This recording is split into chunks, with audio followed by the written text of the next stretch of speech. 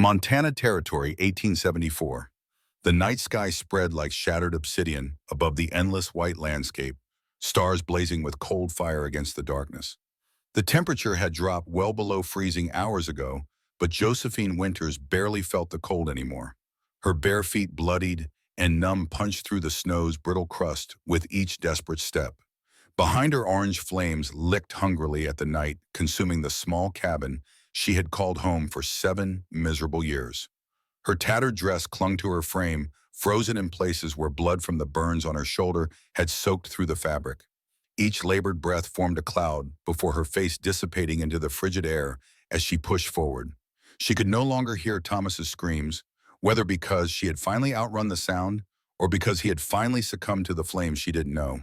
She didn't care. When her legs finally gave out, Josephine collapsed face first into the snow. The sudden cold against her feverish skin was almost a relief. She rolled onto her back, looking up at the vast expanse of stars wheeling overhead, indifferent to her suffering. A strange calm settled over her as she lay there. If this was to be her end, at least it would be under the open sky, free at last. "You're finally free," she whispered to herself, her voice barely audible, even in the profound silence of the winter night. A shadow fell across her face, blotting out the stars. Josephine didn't have the strength left to feel fear as a massive silhouette loomed above her. The last thing she remembered before unconsciousness claimed her was the sensation of being lifted as gently as a child in a pair of impossibly strong arms. 1 week later, Redemption Valley. The auction platform had been hastily constructed that morning in the town square, rough-hewn planks still damp from being dragged through snow. Mayor Pickens circled the platform like a carrion bird, his breath clouding in the bitter cold as he prepared to begin the proceedings. The crowd that had gathered was smaller than usual for such events. The bitter February cold kept all but the most curious or determined indoors. They shuffled their feet and blew into cupped hands, waiting for the spectacle to begin. Sheriff Dawson emerged from the jailhouse leading a woman by the arm. Josephine Winters walked with her head held high, despite her circumstances. Her auburn hair hung loose around her shoulders, her feet were bare against the splintered wood of the platform, and the threadbare dress she wore offered little protection against the cold. But it was the burn scar that captured everyone's attention, an angry red mark that snaked up her neck and disappeared beneath her collar, emerging again across her right shoulder and an upper arm. "Damaged goods," someone muttered from the crowd. Another voice added, "Thomas Winters' handiwork, no doubt." Josephine fixed her gaze on a distant point above the crowd, refusing to acknowledge the whispers. At 35, she still carried the dignified beauty of the preacher's daughter she had once been, though years of hardship had etched fine lines around her eyes and mouth. Mayor Pickens cleared his throat importantly. "As most of you know, Thomas Winters passed last week in that unfortunate fire, left considerable debts behind." He gestured toward Josephine without meeting her eyes. "Mrs. Winters here has no family willing to take her in and no means to settle her husband's obligations. The town council has determined that her domestic services will be auctioned to cover these debts." A ripple of uncomfortable murmurs passed through the crowd. Such auctions weren't uncommon in the Montana Territory, but rarely did they involve women of Josephine's former standing in the community. 30 cents to start," Pickens called out. "Strong, cooked clean, sober, good teeth." He paused, a smile spreading across his face that never reached his eyes. "And," he added with a note of cruel humor, "knows how to put out a fire when needed." Scattered laughter rose from the crowd. Josephine's jaw tightened, but her expression remained distant, detached.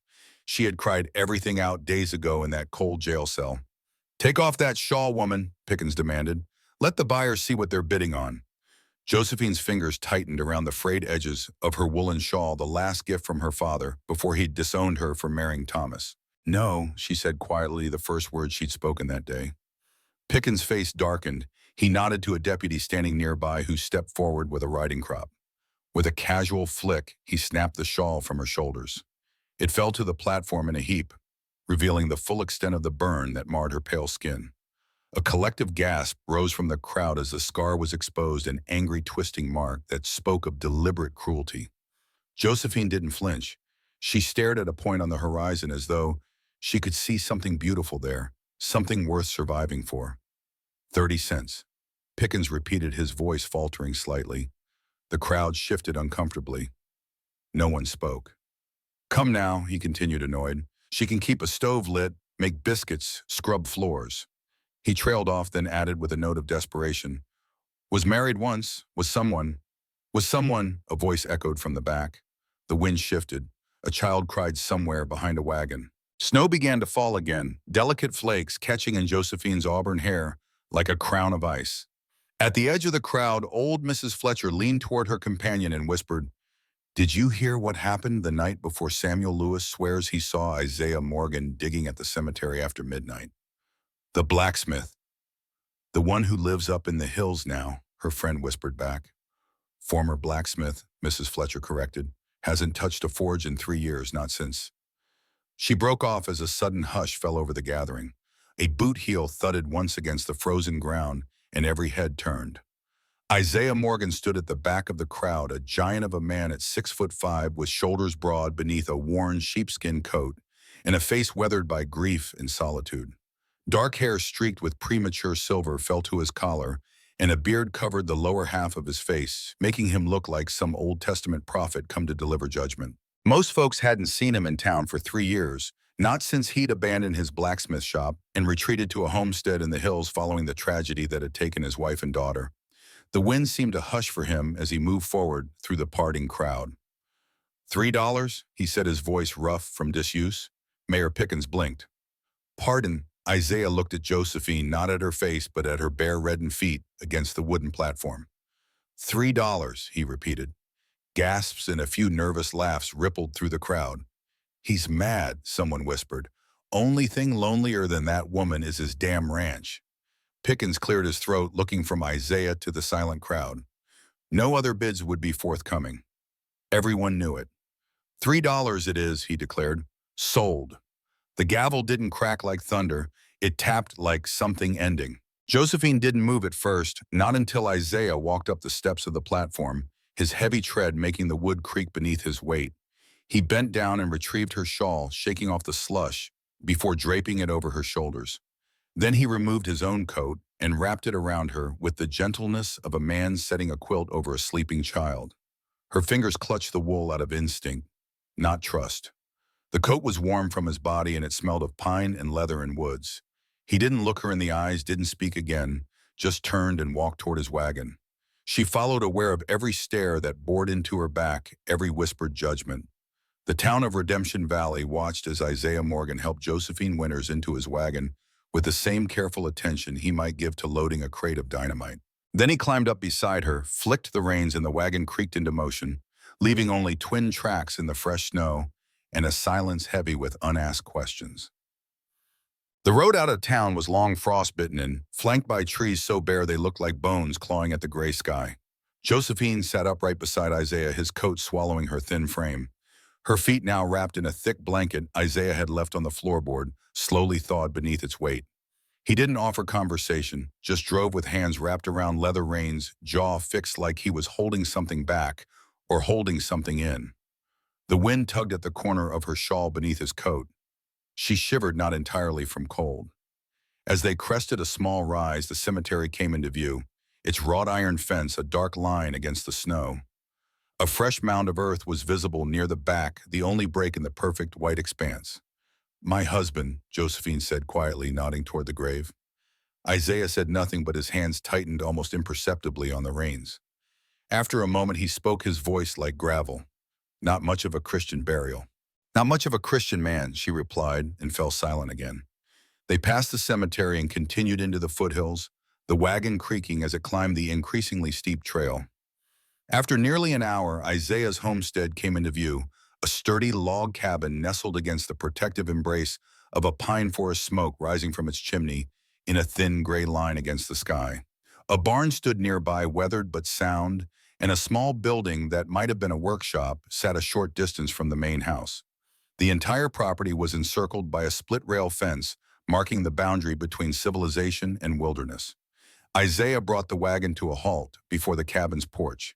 He descended first, then held up his hands to help Josephine down. She hesitated only briefly before allowing him to lift her, his hands spanning her waist as he set her gently on the ground. He kept his eyes averted from hers, as though looking at her directly might break something fragile between them. "It's not much," he said gruffly, nodding toward the cabin, "but it's warm." He opened the door for her, and Josephine stepped inside, clutching his coat around her shoulders. The interior was simple but well-maintained. A stone fireplace dominated one wall, its hearth glowing with banked coals. A wooden table with two chairs stood in the center of the single room. A cast-iron stove occupied the corner near a small pantry. A narrow bed with a patchwork quilt was pushed against the far wall, and a rocking chair sat near the fire. The space was clean but Spartan, with few personal touches, no photographs, no keepsakes, no evidence of the family that Isaiah had once had. It felt like a place someone existed in rather than lived in. "You'll sleep there," Isaiah said, pointing to the bed. He hesitated, then added, "I sleep in the barn." Josephine glanced at him, unable to hide her surprise. "In the barn? Even in this cold?" Something flickered across his face, pain. Or memory, she couldn't tell. "Heat's better in here anyway," he said, not really answering her question. He turned to leave, then paused in the doorway. "There's food in the pantry. Make yourself whatever you need." With that, he was gone, the door closing behind him with a soft click. Josephine stood alone in the sudden silence, still wrapped in his coat. Slowly, she removed it and hung it on a peg by the door, her fingers lingering on the worn leather. The cabin was indeed warm, the heat from the fireplace filling the space with a gentle embrace that made her realize how cold she had been for so long, not just her body but her soul. She moved to the fireplace, holding her hands out to the flames. As she watched the embers glow and shift, a memory surfaced. Thomas holding her arm against the stove, his drunken rage finally finding its ultimate expression. She shuddered and stepped back. The pantry, when she examined it, was modestly but adequately stocked. Flour, coffee, salt, sugar, dried beans, and a few jars of preserved vegetables. She found a pot and began preparing a simple stew, her hands remembering the rhythms of cooking, even as her mind struggled to comprehend the strange turn her life had taken. By the time Isaiah returned an hour later, the stew was simmering on the stove, filling the cabin with a savory aroma. He paused in the doorway, something like surprise crossing his weathered features. "You didn't have to cook," he said. "You have to eat," she replied simply. "So do I." He nodded once, then moved to wash his hands in a basin by the door. Josephine noticed how meticulously he cleaned them, as though washing away more than just dirt. They ate in silence, Isaiah taking his stew to the table while Josephine initially stood by the stove. After a moment, he gestured to the empty chair across from him. "Sit," he said. Not an order, but not quite a request either. She hesitated, then joined him at the table. The stew was simple, but filling, the first proper meal she'd had in days. As they ate, Josephine studied Isaiah surreptitiously. Up close, she could see that what she had taken for age was actually grief. It had carved lines around his eyes and mouth, had turned portions of his dark hair silver at the temples. He couldn't be much older than 40, she guessed, though sorrow had aged him beyond his years. After they finished eating, Isaiah took their bowls to the wash basin. "Thank you," he said, his back to her as he cleaned the dishes. "Been a while since I had a hot meal I didn't cook myself." Josephine nodded, though he couldn't see her. "What do you want me to do tomorrow?" she asked. "What work needs doing?" Isaiah turned, drying his hands on a cloth. "Whatever you want," he said. "I didn't bring you here to be a servant." "Then why did you bring me here?" The question slipped out before she could stop it. Isaiah was quiet for a long moment, his eyes on the floor. "Needed someone to cook," he finally said, then added more softly, "and no one deserves to be sold like cattle." With that, he took his coat from the peg and headed for the door. "I'll be in the barn if you need anything," he said, and was gone again. Josephine stood in the middle of the cabin, more confused than ever. If not a servant, then what was she? Not a wife, surely. Not with him sleeping in the barn and barely looking at her. She had been purchased, yes, but for what purpose remained unclear. Too tired to puzzle it out further, she prepared for sleep, finding a nightdress in a trunk at the foot of the bed. As she changed, her fingers traced the burn scar that wrapped around her shoulder and neck, Thomas's final gift to her before the fire claimed him. The bed was surprisingly comfortable, the quilt heavy and warm. Josephine extinguished the lamp, but left the fireplace burning low. She lay awake, listening to the unfamiliar sounds of the cabin, the creak of timber as the wind pressed against it, the pop and hiss of the fire, the distant howl of a wolf somewhere in the mountains. After an hour of restless turning, she rose and moved to the window. The moon had risen, casting the snow-covered landscape in silver light. Near the barn, a figure stood motionless in the snow. Isaiah's face turned up to the star-filled sky, palms upturned, as if to catch the gently falling snowflakes.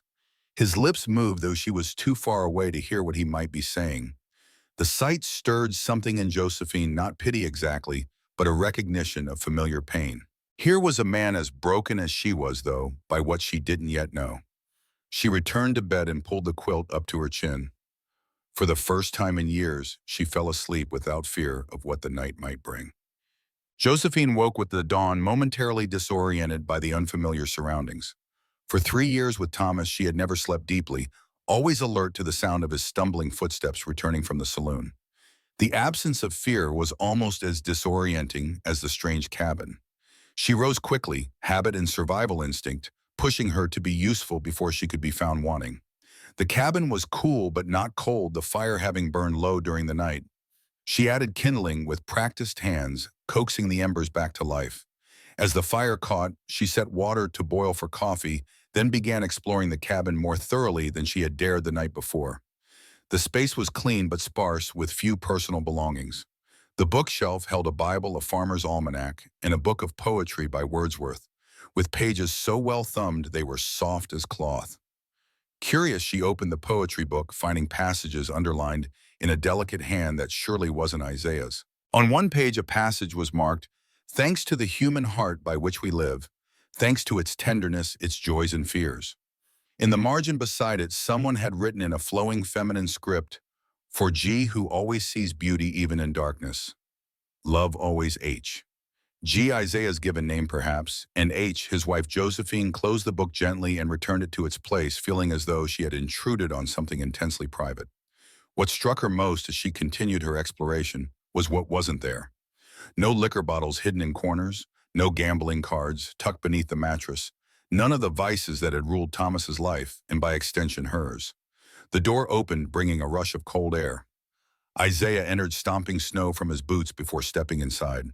His eyes widened slightly at finding her already up and moving about. "You're up early," he said. She straightened, smoothing down her dress. Force of habit. He nodded once, as though this explained everything he needed to know. "Coffee smells good." Josephine poured the fresh coffee into the single cup she had found and offered it to him. "I'll find something to use for myself." He accepted the cup but didn't drink.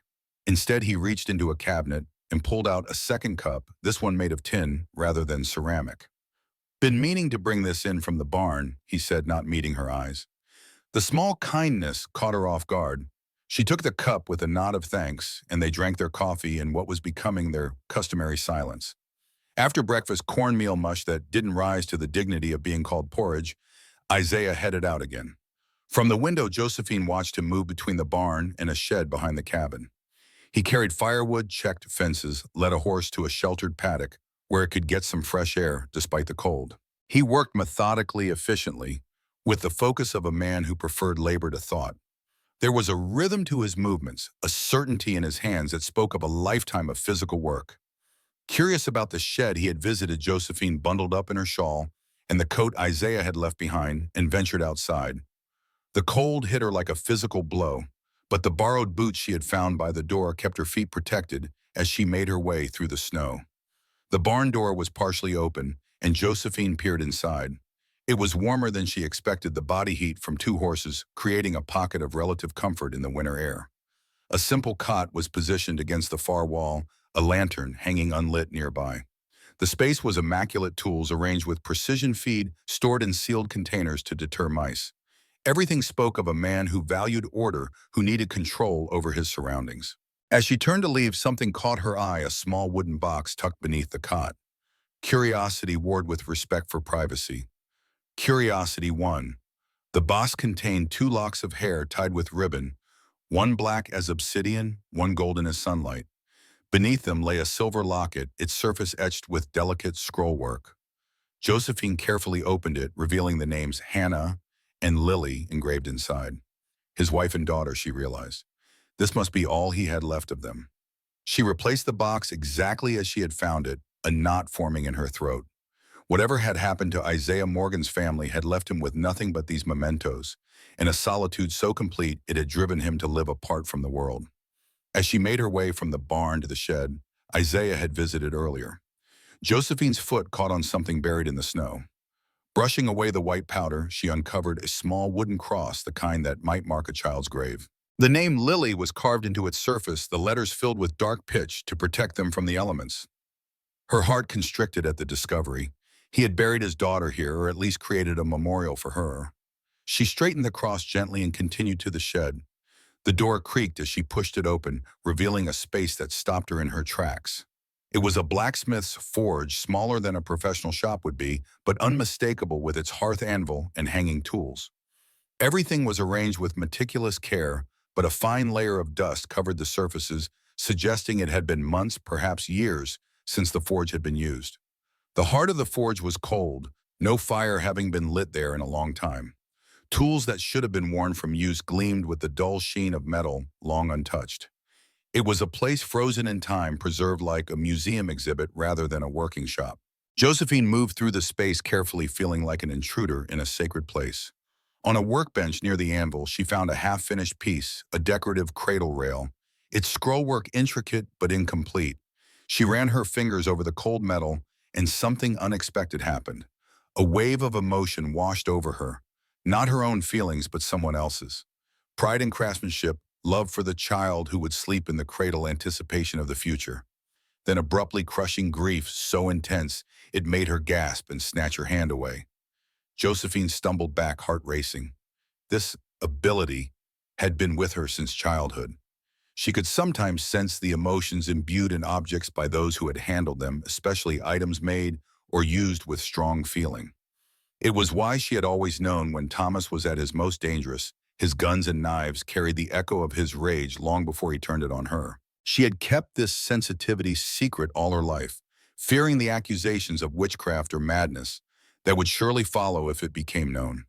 Even her father, the preacher, had never suspected. Now standing in Isaiah Morgan's abandoned forge, she had touched not just metal, but the man's soul laid bare in his work. It felt like a violation and intimacy she had not earned. She was so lost in thought that she didn't hear the footsteps approaching until Isaiah's voice came from behind her. "You shouldn't be in here." Josephine whirled around, her hand flying to her throat. Isaiah stood in the doorway, his expression unreadable, shoulders tense with an emotion she couldn't name. "I'm sorry," she said quickly. "I was just curious." He remained silent, his eyes moving past her to the abandoned cradle rail. Something like pain flickered across his face before he locked it away again. "It's cold out here," he said finally. "You should go back to the cabin." "It was for your daughter," Josephine said softly, the words escaping before she could stop them. "The cradle. For Lily." Isaiah went very still, like an animal sensing danger. "How do you know that name?" His voice was barely above a whisper. She gestured vaguely toward the workbench. "I saw the cross outside, and I guessed about the cradle." A half-truth at best, but she couldn't bring herself to explain her strange ability. Isaiah's gaze remained fixed on the unfinished metalwork. "Yes," he said after a long moment. "It was for my daughter." He didn't elaborate, and Josephine didn't press. "You were a blacksmith," she said instead. "In town." Was, he confirmed, the single syllable heavy with finality. Josephine sensed it was time to retreat. She moved toward the door, pausing as she passed him. "I really am sorry for intruding." Isaiah nodded, once his eyes still on the cradle rail. As she left the shed, she heard him close the door behind her with a soft click, like a man closing the lid on memories too painful to examine. The days fell into a pattern. Josephine tended to the cabin, cooking and cleaning, mending Isaiah's clothes when needed. He worked outside, caring for the animals, chopping wood, and repairing the endless small damages that winter inflicted on the homestead. They spoke little, sharing meals in a silence that gradually became more comfortable than awkward. At night, Isaiah retreated to the barn, while Josephine slept in the cabin's single bed. Sometimes when sleep eluded her, she would see him standing in the snow, face turned up to the stars, lips moving, in what might have been prayer or conversation with ghosts. A week passed then, too. The bitter cold of February showed no sign of abating, but inside the cabin, a fragile warmth began to grow, not just from the fireplace, but from the tentative trust building between two broken people. On the morning marking her third week at the homestead, Josephine was hanging laundry to dry near the stove when the sound of an approaching wagon broke the midday stillness. Isaiah, who had been repairing a section of fence within sight of the cabin, straightened and walked toward the sound, his posture alert, wary. Josephine moved to the window, anxiety rising in her chest. In her experience, unexpected visitors rarely brought good news. The wagon that came into view was expensive polished wood gleaming even in the weak winter sunlight, the team of horses matching bays with glossy coats. It was the kind of conveyance that bespoke wealth and position utterly out of place on the rough trail to Isaiah's isolated homestead. As it drew closer, Josephine could make out three figures, two men and a woman bundled in furs against the cold. The woman's face, partially visible beneath an elegant bonnet, sent a jolt of recognition through her. Victoria Winters, Thomas's younger sister. Isaiah met the wagon as it pulled into the yard, positioning himself between it and the cabin in a stance that was subtly protective. The driver, a man Josephine didn't recognize, brought the team to a halt with practiced ease. "Mr. Morgan," called the second man, his voice carrying in the crisp air, "I hope we find you well this fine winter day." Ezekiel Blackwood, at 60, remained an impressive figure, tall and broad-shouldered, despite his age, with a mane of silver hair and the confident bearing of a man accustomed to deference. As the wealthiest man in Redemption Valley and owner of its only bank, he commanded respect even from those who despised him.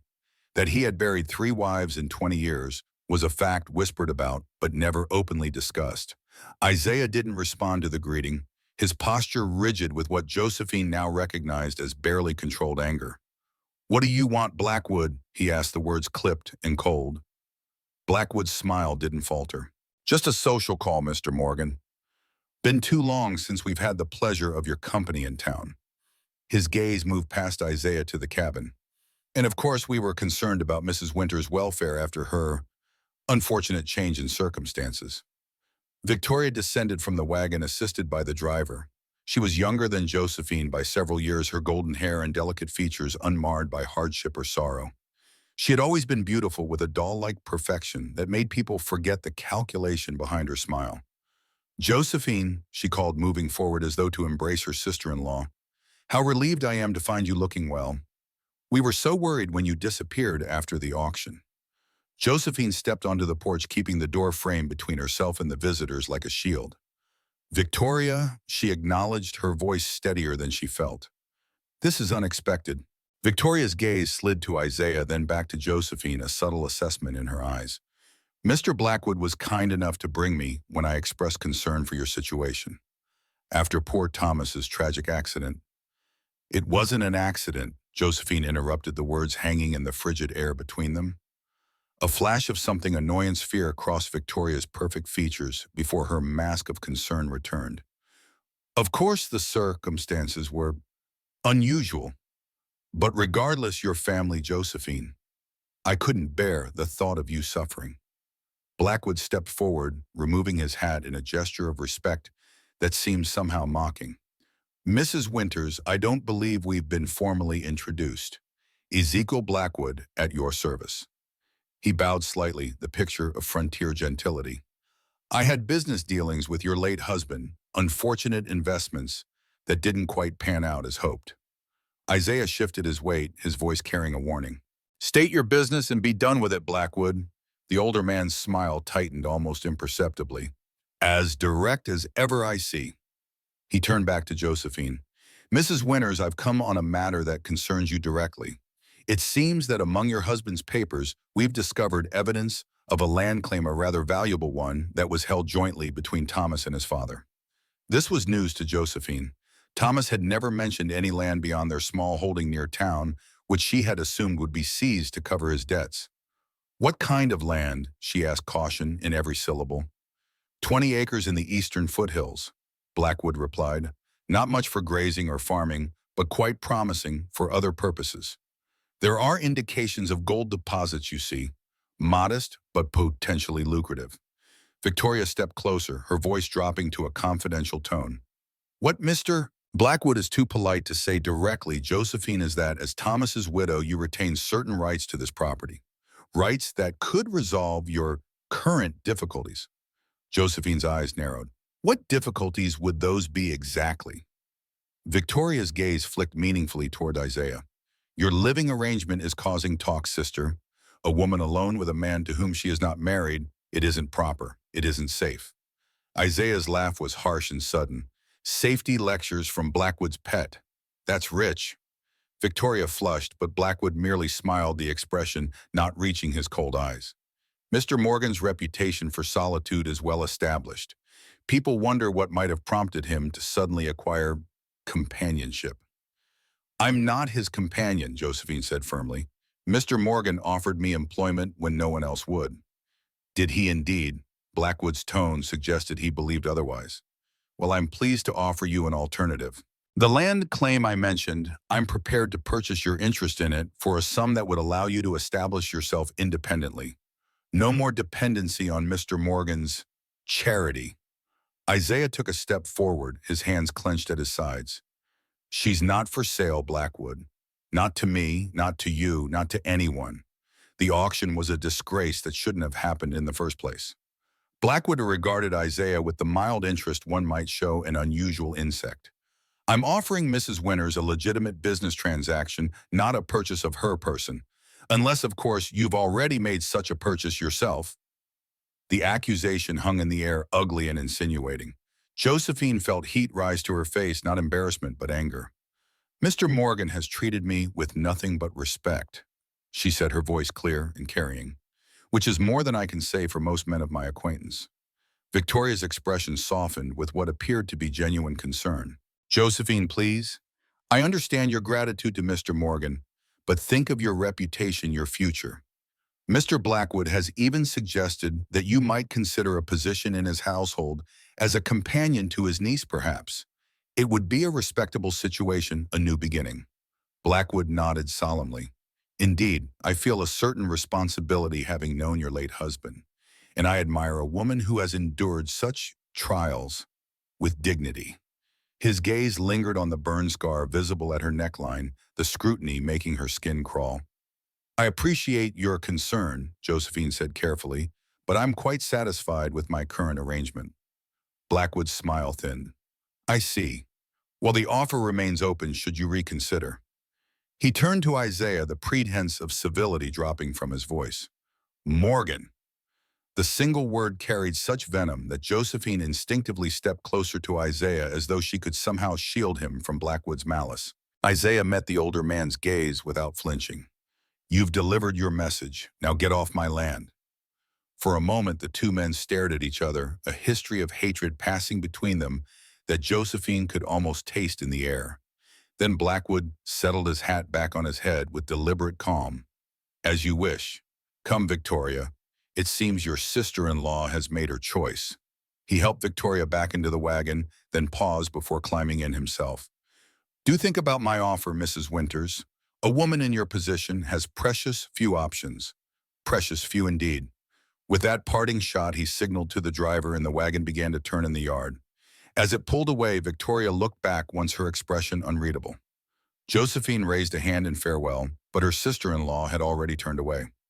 Isaiah and Josephine stood side by side, watching until the wagon disappeared down the trail. Only when it was out of sight did Isaiah's shoulders relax slightly. You all right? He asked a gruff question, surprisingly gentle. Josephine realized she was trembling, though whether from cold or the confrontation she wasn't sure. Yes, just surprised to see them together. Isaiah's expression darkened. Blackwood collects people like he collects debts, uses them until they're used up. She glanced at him, sensing there was more to his animosity than general dislike. You know him well. A muscle jumped in Isaiah's jaw. Well enough to know he's dangerous, especially to women who interest him. The warning in his voice was unmistakable. Josephine hugged herself against a sudden chill that had nothing to do with the winter air. He doesn't interest me, she assured him. Isaiah nodded once, apparently satisfied.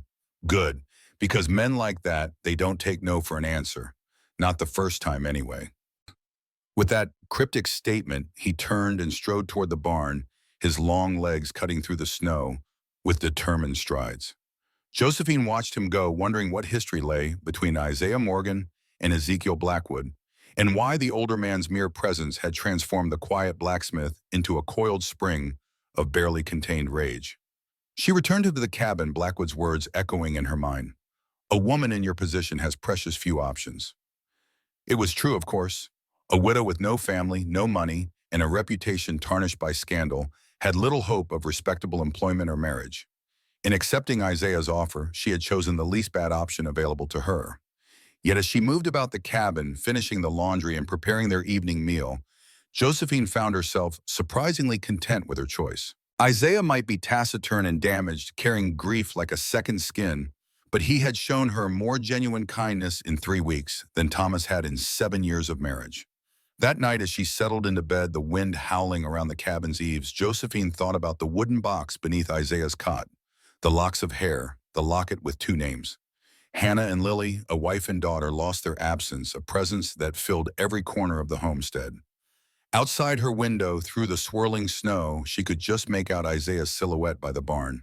His face was turned up to the hidden stars, snow gathering on his shoulders like a shroud, as he stood motionless in communion with whatever ghosts haunted his sleepless nights.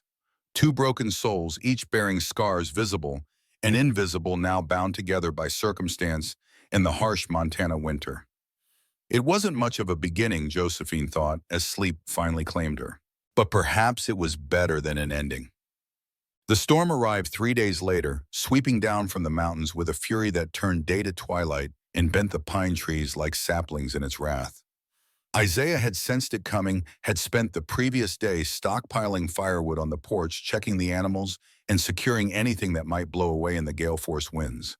By mid-afternoon, the snow was falling so thickly that Josephine could barely see the barn from the cabin window. The wind found every crack and seam in the cabin's construction, sending drafts skittering across the floor, despite the fire blazing in the hearth. "Worst storm I've seen in years," Isaiah observed, looking up from the bridle he was mending by the light of an oil lamp. The day had turned so dark they needed lamps lit even at 4 in the afternoon. Josephine nodded, stirring a pot of stew on the stove. "Will the animals be all right?" "Barn's solid, they'll be fine." He paused, then added, "I'll need to sleep in here tonight. Check on them in the morning." Josephine had expected as much. In the months she had been at the homestead, Isaiah had occasionally slept in the cabin when storms made the trek to the barn too dangerous. Always on the floor near the door, always waking before dawn to return to his self-imposed exile in the barn. "I made up your pallet," she said, nodding toward the bedding arranged near the door. "Added an extra quilt. It's colder than usual." Isaiah nodded his thanks, returning to his work. Josephine watched him surreptitiously as she continued preparing their meal.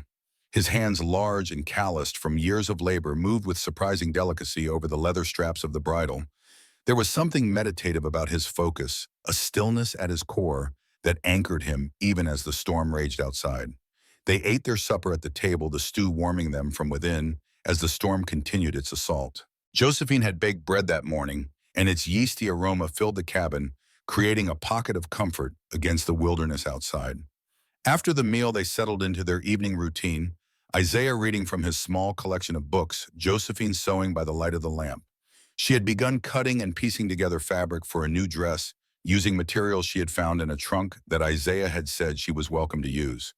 The howling of the wind made conversation difficult anyway, but tonight the silence between them felt particularly heavy. Since Blackwood's visit, Isaiah had been more withdrawn than usual, spending long hours in the barn or walking the perimeter of his property like a man expecting an invasion. When the lamp began to sputter, signaling that the oil was running low, Josephine set aside her sewing. "I should get more oil for the lamp," she said, rising from her chair. Isaiah looked up from his book. "I'll get it. It's in the pantry top shelf." As he stood and moved toward the pantry, a particularly violent gust of wind slammed against the cabin, causing the entire structure to shudder. The chimney gave a strange whistling sound, and suddenly the fire flared up dramatically as wind forced its way down the flue. Sparks flew from the hearth, landing on the rug before the fireplace. In an instant, small flames began to lick at the wool fibers. Isaiah froze, his face draining of color as he stared at the spreading fire. For a crucial moment, he seemed paralyzed, unable to move or speak. Josephine acted without thinking. She grabbed a nearby blanket, threw it over the burning rug, and stamped out the flames with quick, sure movements. The whole incident was over in seconds, leaving nothing but a charred spot on the rug and the acrid smell of burnt wool in the air. When she looked up, Isaiah was pressed against the far wall, his chest heaving as though he had run a great distance, his eyes fixed on the smoldering rug with an expression of such naked terror that it took her breath away. "Isaiah," she said softly, taking a step toward him. "It's all right, the fire's out." He didn't seem to hear her. His eyes still locked on the spot where the flames had been. His lips moved soundlessly, forming words she couldn't understand.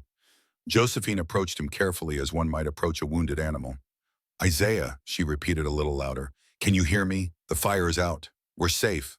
When she was within arm's reach, she slowly raised her hand and touched his arm. The contact seemed to break whatever spell held him. He flinched violently, blinking as though waking from a nightmare. "Hannah," he whispered, confusion clouding his eyes. Josephine's heart constricted at the raw hope in that single word. "No," she said gently. "It's Josephine. You're in your cabin. There was a small fire, but it's out now." Recognition dawned in his eyes, followed immediately by shame. He straightened, pulling away from her touch. "I'm sorry," he muttered, running a shaking hand over his face. "I shouldn't have. I'm sorry." "There's nothing to be sorry for," she assured him. "It was just a small fire. No harm done." Isaiah looked at the charred rug, then back at her, his expression haunted. "You put it out," he said, as though this were somehow remarkable. "Of course," she replied, puzzled by his reaction.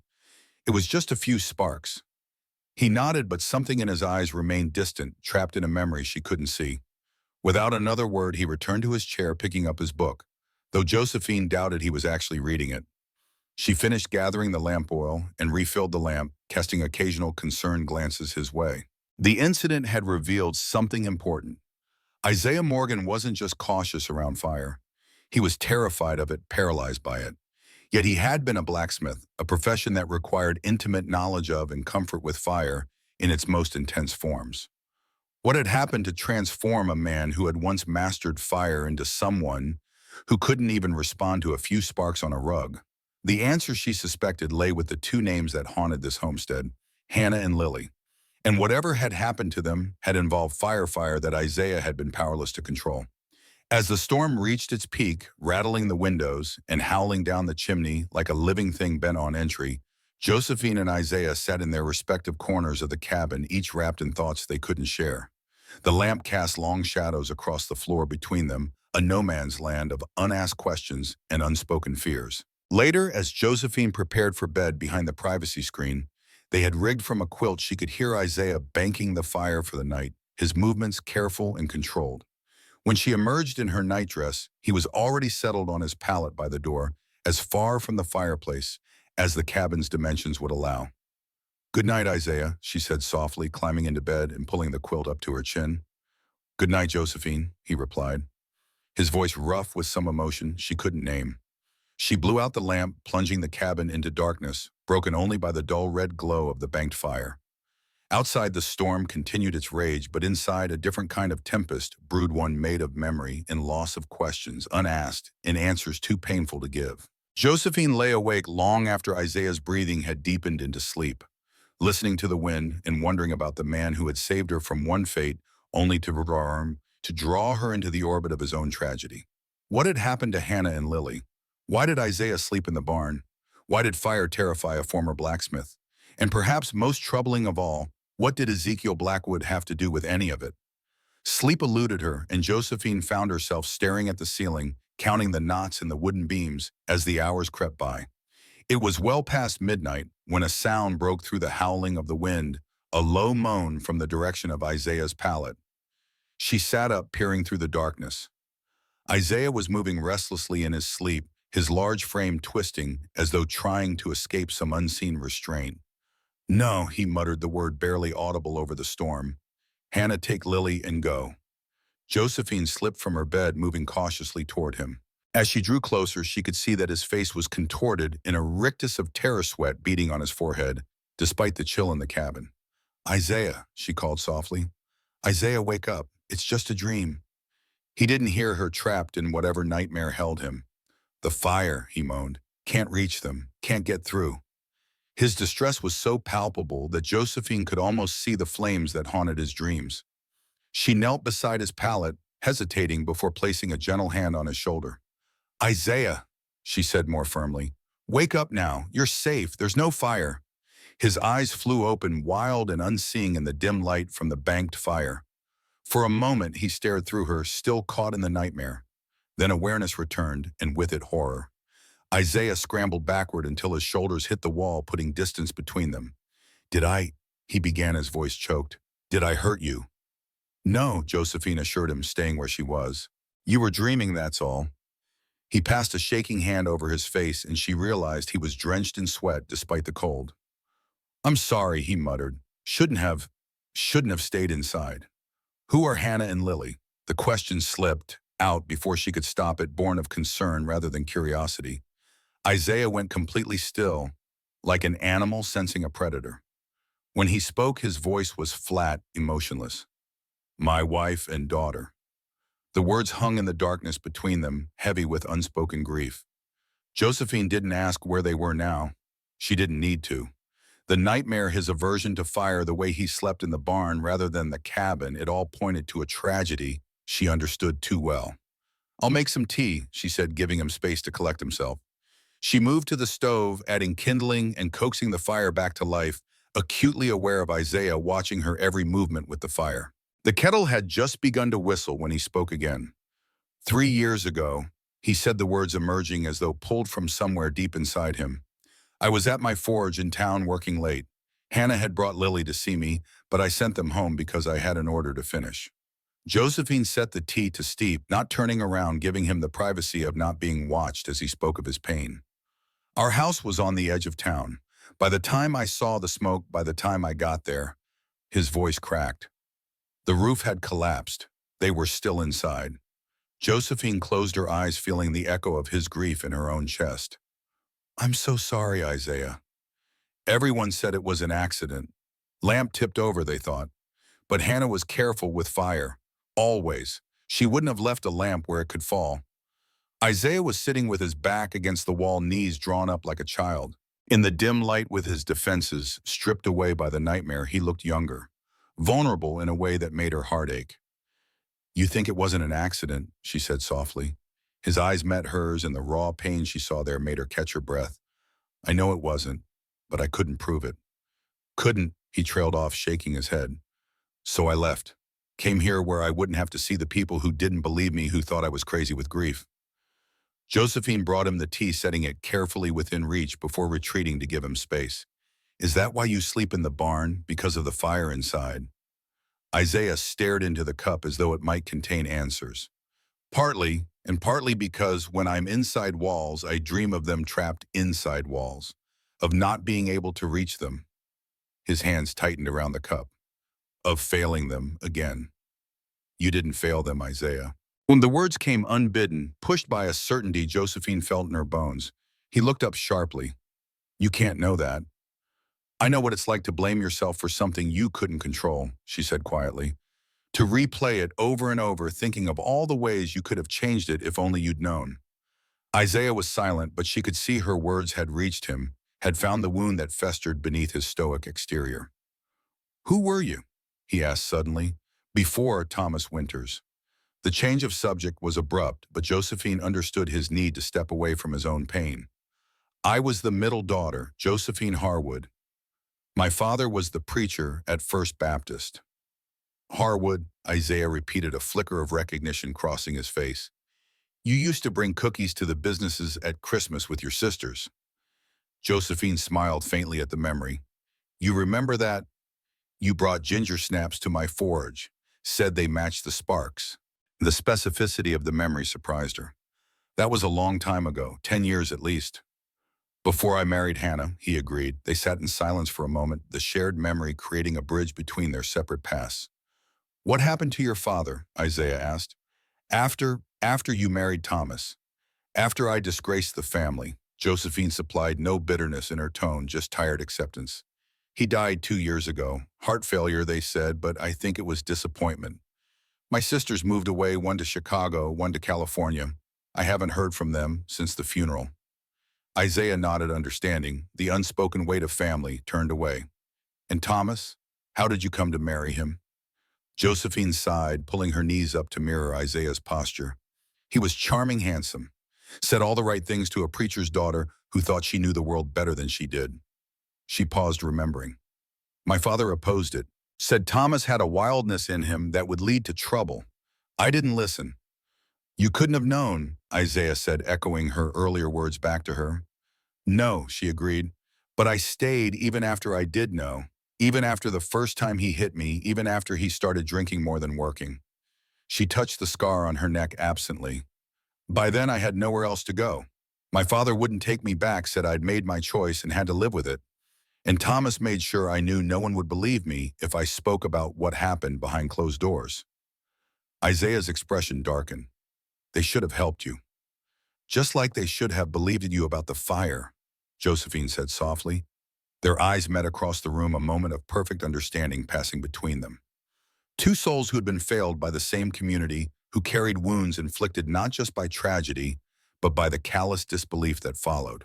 Isaiah broke the gaze, first setting down his empty cup.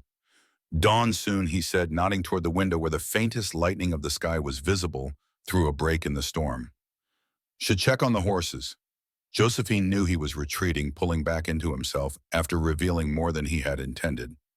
She didn't try to stop him, just nodded. I'll have breakfast ready when you return.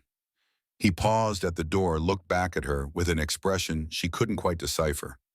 Thank you, he said simply, for the tea and for...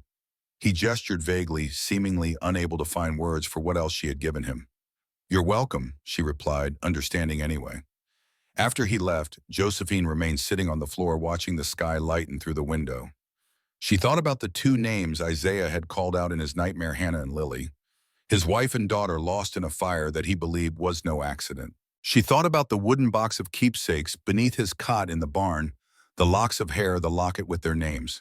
And she thought about the strange twist of fate that had brought her to this cabin, to this man who understood loss as intimately as she did, who had nightmares that echoed her own. As she rose to start the day, Josephine realized that for the first time since Thomas's death, she was thinking about the future rather than the past. It was a small shift, barely perceptible, like the first hint of spring beneath winter's grip. But it was there nonetheless, a tiny seed of possibility taking root in ground she had thought forever barren. The storm might still rage outside, and the ghosts of Hannah and Lily might still haunt the homestead's corners. But something had changed in the night. A trust established, a connection formed between two people who had lost faith in such things long ago. It wasn't much, perhaps. But in the brutal Montana winter, it was enough to keep the cold at bay for one more day. The storm raged for 3 days, transforming the world outside the cabin into a realm of swirling white. Drifts piled against the walls, reaching halfway up the windows, in places creating the illusion that the cabin was slowly being buried alive. The wind found every crack and seam, its mournful howl a constant companion to the days and nights that blended together in the timeless way of blizzards. Confined together in the small space, Josephine and Isaiah established a careful rhythm. He tended the fire and made brief necessary journeys to the barn to care for the animals while she cooked, mended, and kept the cabin as comfortable as possible. They spoke little, but the silence between them had changed, becoming something companionable rather than strained. On the afternoon of the third day, as Josephine worked at the table mending one of Isaiah's shirts, she felt his eyes on her. She looked up to find him watching her from his place by the window, his expression thoughtful. "What is it?" she asked, setting down her needle. Isaiah seemed to consider his words carefully before speaking. "You're different from what I expected." Josephine raised an eyebrow. "What did you expect?" "Someone broken." He said it simply, without judgment. Thomas Winters had a reputation even before. He gestured vaguely toward her scar. Josephine's fingers rose instinctively to the burn that marked her neck and shoulder. "I am broken," she said quietly, "just not in ways that show all the time." Isaiah nodded, understanding in his eyes. "Like a blade that's been through fire. Might have a crack that runs deep but still holds an edge." The comparison, coming from a former blacksmith, struck Josephine as both perceptive and strangely comforting. "Yes," she agreed, "though sometimes the edge is too sharp. Cuts when you don't mean it to." Isaiah turned back to the window where the snow continued to fall in a relentless curtain. "Storm's breaking," he said, though Josephine could see no evidence of this. "By morning we should be able to clear a path to the barn." She understood this for what it was, a retreat from the moment of connection, a return to the practical concerns of survival. Isaiah had a way of approaching and then withdrawing, like a man who had forgotten how to sustain intimacy of any kind, even conversation. That night, as they prepared for sleep, Josephine watched him make up his pallet by the door, as he had each night of the storm. In the dim light from the banked fire, his movements were economical, practiced a man accustomed to creating comfort from minimal resources. "You don't have to sleep on the floor," she said suddenly. "The bed is large enough. We could share it without impropriety." Isaiah went very still, his back to her. For a long moment he didn't respond, and Josephine felt heat rise to her cheeks, regretting the impulsive offer. "I mean," she began, but he cut her off with a small shake of his head. "Thank you," he said, his voice low, "but I don't sleep well. Might disturb you." Josephine wanted to tell him that she already heard his restless movements, his occasional cries in the night, that she lay awake wondering what horrors visited him in dreams, but she held her tongue, respecting his need for the illusion of privacy. "As you wish," she said instead. "Good night, Isaiah." "Good night, Josephine." She blew out the lamp and settled under her quilt, listening to the wind's diminishing howl around the eaves. Sleep came slowly, and when it did, it brought dreams of fire, not nightmares of her own burning, but visions of a woman and child trapped behind a wall of flame, their faces indistinct, but their terror palpable. In the dream, Josephine reached for them, but her hands passed through them like smoke. She woke with the dawn, tears drying on her cheeks. Isaiah had been right about the storm. Morning revealed a transformed landscape, blindingly white, pristine, the snow piled in drifts taller than a man in places. The sky was a clear, hard blue, and the sun reflected off the snow with an intensity that made eyes water. The change in weather brought a surge of activity. Isaiah spent hours clearing paths to the barn and woodpile, while Josephine took inventory of their supplies, calculating how long they could last if another storm came before they could get to town. By midday, with the sun high in the cloudless sky, Isaiah had managed to clear enough snow that they could move relatively freely around the homestead. Josephine watched from the window as he made his way to the small shed that housed his forge, pausing before the door as though gathering courage before entering. Her curiosity got the better of her. Donning her shawl and borrowed boots, she followed his tracks through the snow. The forge door stood ajar, and from within came a sound she hadn't heard before, the rhythmic ring of hammer on metal. She hesitated, then pushed the door wider. The interior was dark after the snow-bright day, and it took her eyes a moment to adjust. When they did, she stopped in surprise. Isaiah stood with his back to her, hammering a piece of glowing metal with precise, controlled strikes. The hearth of the forge was alive for the first time since she had arrived, casting flickering, red-gold light across the workshop. Sparks flew with each impact of the hammer, tiny meteors that died in the air. He must have sensed her presence because he turned the hammer, pausing mid-strike. For a moment, they simply looked at each other across the small space. Then Isaiah set down the hammer and wiped his hands on a cloth. "Needed a new hinge for the barn door," he said, answering her unspoken question. "Old one split in the cold." Josephine stepped further into the shed, drawn by the warmth of the forge and the unexpected discovery of Isaiah working at his craft. "I didn't mean to disturb you," she said. "I just heard the hammering and it's all right." He gestured to a stool in the corner. "You can stay if you want." She did, settling on the stool while Isaiah returned to his work. The transformation in him was subtle but unmistakable. His movements more fluid, his focus absolute.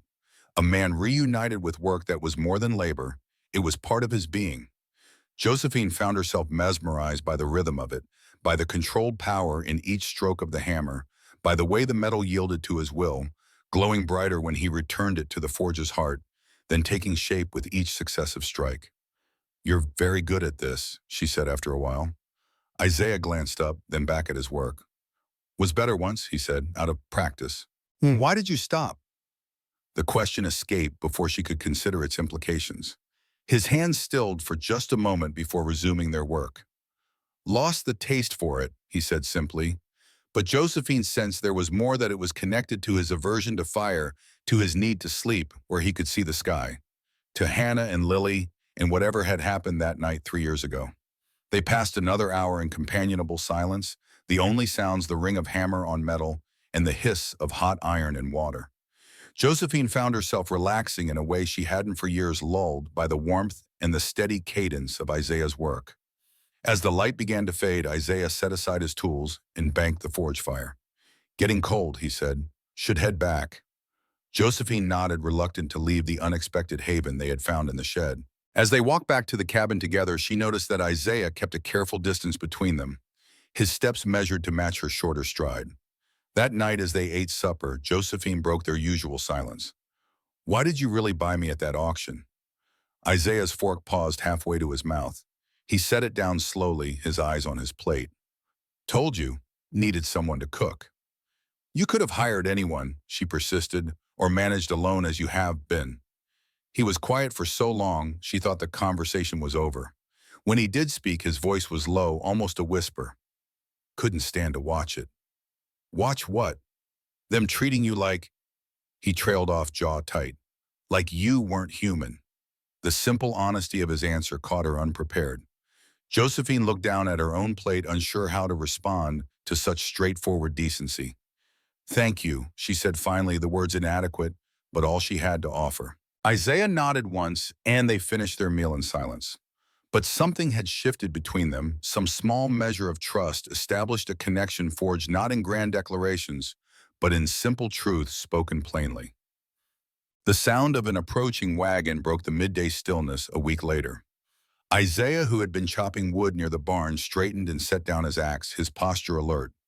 Josephine moved to the window, her heart quickening at the unfamiliar sound. The wagon that appeared around the bend in the trail was not Blackwood's elegant conveyance, but a sturdy farm wagon pulled by a team of workhorses.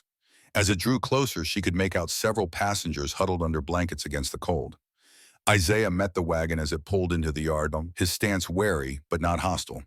The driver, a young man of perhaps 25, raised a hand in greeting. "Mr. Morgan, name's Daniel Cooper. We've had an accident about 3 miles backstage, overturned on the ice. Driver's hurt bad, and we've got passengers, including a woman and child. Spotted your chimney smoke and hoped you might help." Isaiah's demeanor changed instantly from caution to concern. "How many injured?" "Driver's have got a broken arm, I think. And the boy hit his head when we went over. His mother seems all right, just shaken up. 2 other passengers, businessmen, are mostly just cold and angry." Isaiah was already moving toward the barn. "I'll hitch up my wagon, bring them back here." "Josephine," he called, noting her presence on the porch. "Can you prepare for injured?" Josephine nodded, already mentally cataloging what supplies she would need. "There's a medicine chest that Martha brought. Bandages, liniments. I'll have everything ready." Isaiah gave a brisk nod, his focus now entirely on the rescue effort. "Cooper, you're with me. We'll be faster with both of us." As the men prepared to depart, Josephine returned to the cabin and began transforming it into a makeshift infirmary. She moved the table against one wall to create more space, laid out blankets for pallets on the floor, and set water to boil for both cooking and cleaning wounds. From Martha's medicine chest, she gathered bandages, witch hazel arnica salve, and the small bottle of laudanum that had been included just in case. Having assisted her father often enough when he visited sick or injured members of his congregation, she knew the basics of wound care and how to set a simple break. The cabin seemed suddenly too small for the number of people it would soon need to shelter.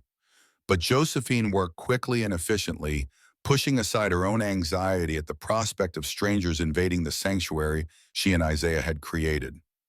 Nearly 2 hours passed before she heard the sound of returning wagons.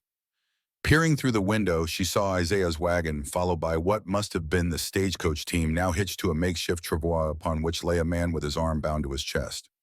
Behind them walked a woman supporting a young boy of about 10 and 2 well-dressed men, carrying what luggage they had been able to salvage. Daniel Cooper brought up the rear, leading a horse with a bandaged leg. Josephine threw open the door. "Bring them in," she called, "quickly out of the cold." The next hour was chaos as the injured were settled, wet clothes exchanged for dry wounds examined and treated. The driver, a gruff older man named Holloway, had indeed broken his arm, though thankfully it was a clean break that Josephine was able to set with Isaiah's help. The boy, Timothy, had a nasty gash on his forehead that she cleaned and bandaged, relieved to find his pupils responsive and his confusion clearing once he was warm and had taken some broth. His mother, Sarah Grant, had sprained her ankle, but insisted it was nothing compared to her concern for her son. Josephine was startled to discover that Sarah was a woman of color. Her rich brown skin and tightly coiled hair marking her as different from the other passengers. In the territory, such distinctions were often noted, but less rigidly enforced than in the South. Yet Josephine couldn't help but observe the way the two businessmen, Messrs. Peterson and Whitfield, subtly distanced themselves from Sarah and her son. Throughout it all, Isaiah moved with quiet efficiency, helping where needed, but mostly ensuring the cabin remained warm.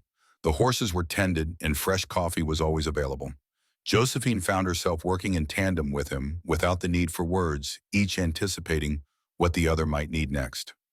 By the time evening fell, everyone had been fed, the injured were resting as comfortably as possible, and an uneasy calm had settled over the crowded cabin.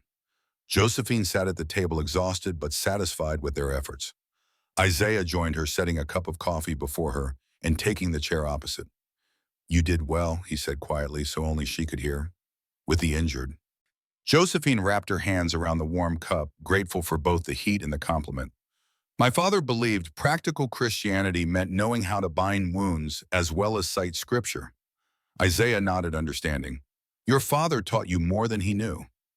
The simple observation touched Josephine deeply. Thomas had only ever seen her skills as obligations, duties a wife was expected to perform without acknowledgement or gratitude.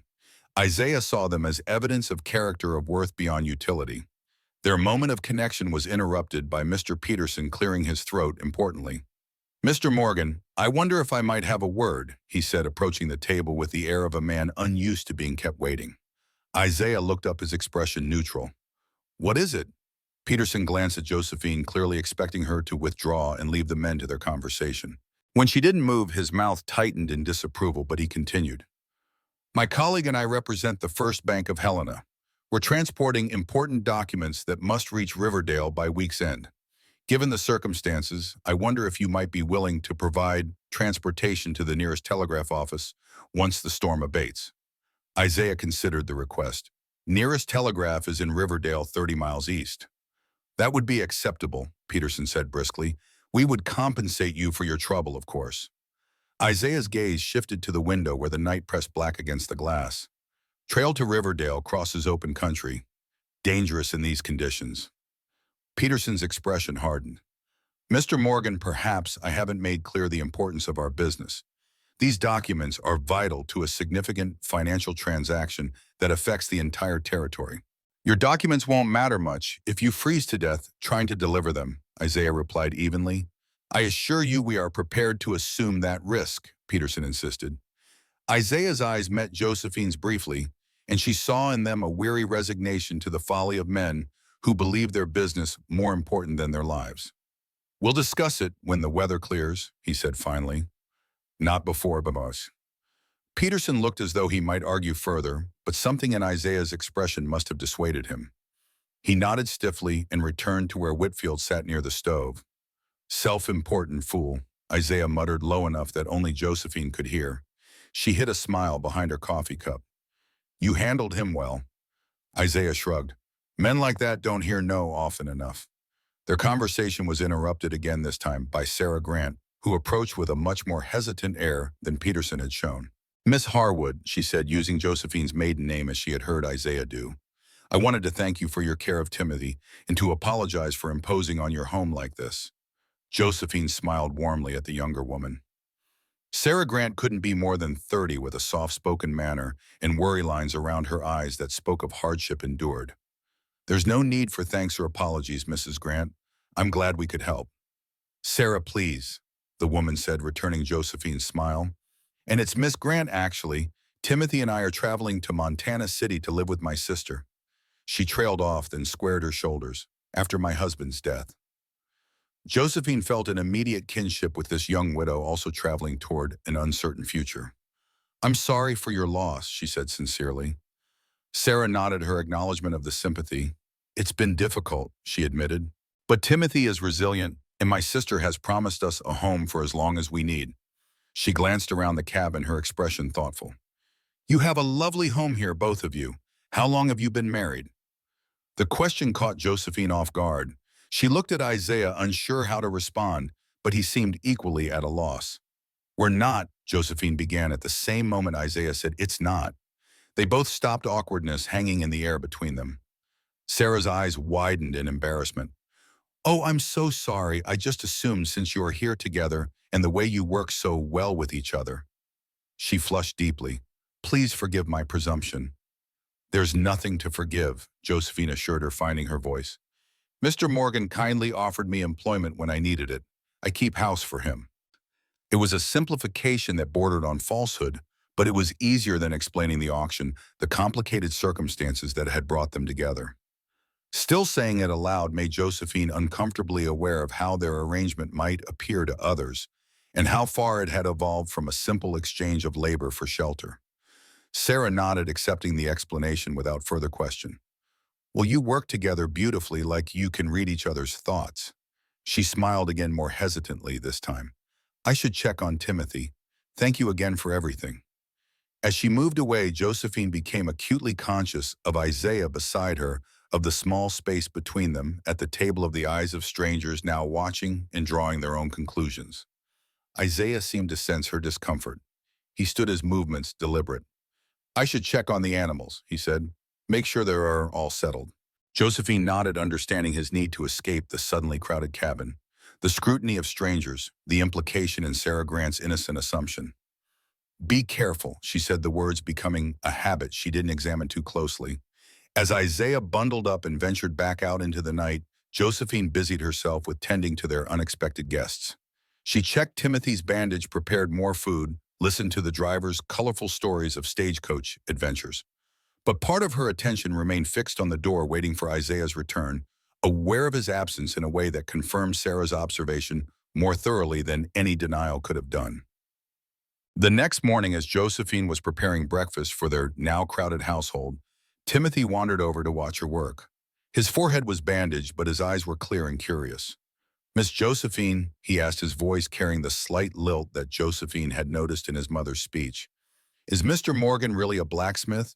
Mr. Cooper said he used to have a forge in town."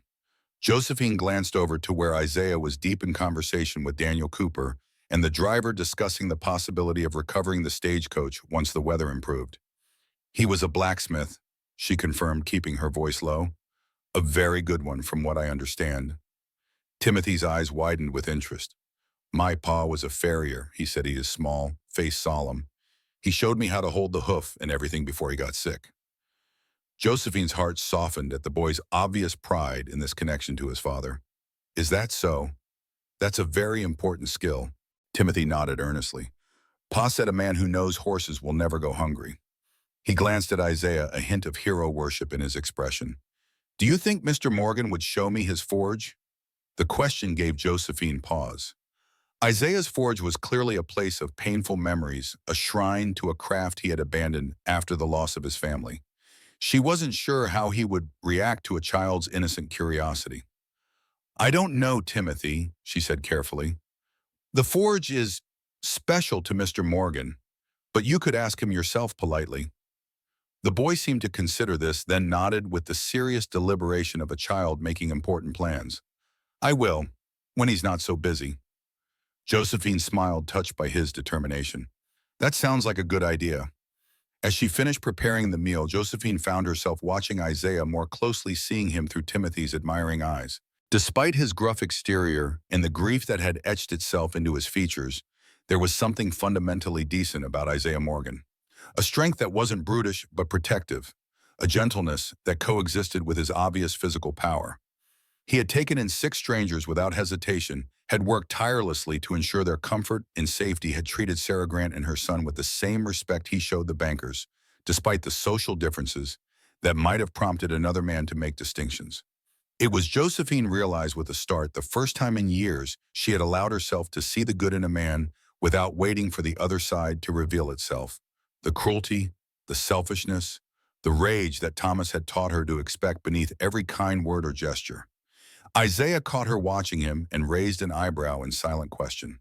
Josephine shook her head slightly, a wordless assurance that nothing was wrong. Their ability to communicate without speech had developed so gradually she hadn't noticed it happening, but now it seemed as natural as breathing.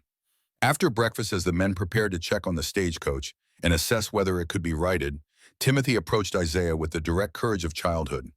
"Mr. Morgan," he asked, standing as straight as his small frame would allow, "my ma says you're a blacksmith."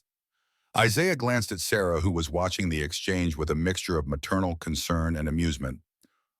He corrected gently. I was a blacksmith. My pa was a farrier. Timothy continued undeterred. He worked with iron too. A shadow of something recognition, perhaps, or memory crossed Isaiah's face. That's so, Timothy nodded vigorously. I used to help him sometimes. He was teaching me before he... The boy's confidence faltered slightly. Before he died. Isaiah knelt down so that he was at eye level with the child, his large frame folding with surprising grace. Farriers do important work, he said seriously. No one cares for horses' feet better. Timothy's face lit up at this validation. That's what Pa said. He said a horse with bad shoes is like a man with broken boots, can't get far, and hurts the whole way. The corner of Isaiah's mouth twitched in what might have been the beginning of a smile. Your pa was a wise man. Emboldened by this response, Timothy pressed on. Do you still have a forge? Could I see it? Isaiah hesitated, his eyes flickering to Josephine for the briefest moment. She held her breath, not daring to influence his decision either way. I do, he said finally. Small one in the shed out back. When the weather clears, maybe. Timothy beamed, pleased with the promise, and soon after Sarah called him away to rest before his bandage was changed. Isaiah rose from his crouched position, his expression thoughtful as he watched the boy go. You were kind to him, Josephine said quietly when they had a moment alone. About the forge. Isaiah shrugged, uncomfortable with the praise. He's had it rough losing his father young. Josephine studied him in the muted winter light streaming through the window. It's not easy for you either, the forge, I mean. He looked up, surprised by her perception. No, he admitted after a moment. It's not. Because of the fire, Isaiah's hands resting on the table curled inward slightly. Because of what I couldn't do with it, he said quietly. I was working when the fire started at our house, making horseshoes for Peterson's racing stock.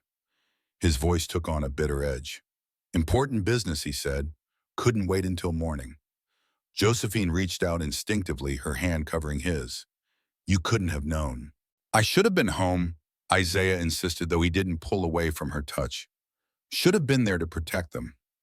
From what? Josephine asked gently. You said yourself you don't think it was an accident. What could you have done against someone determined to harm your family?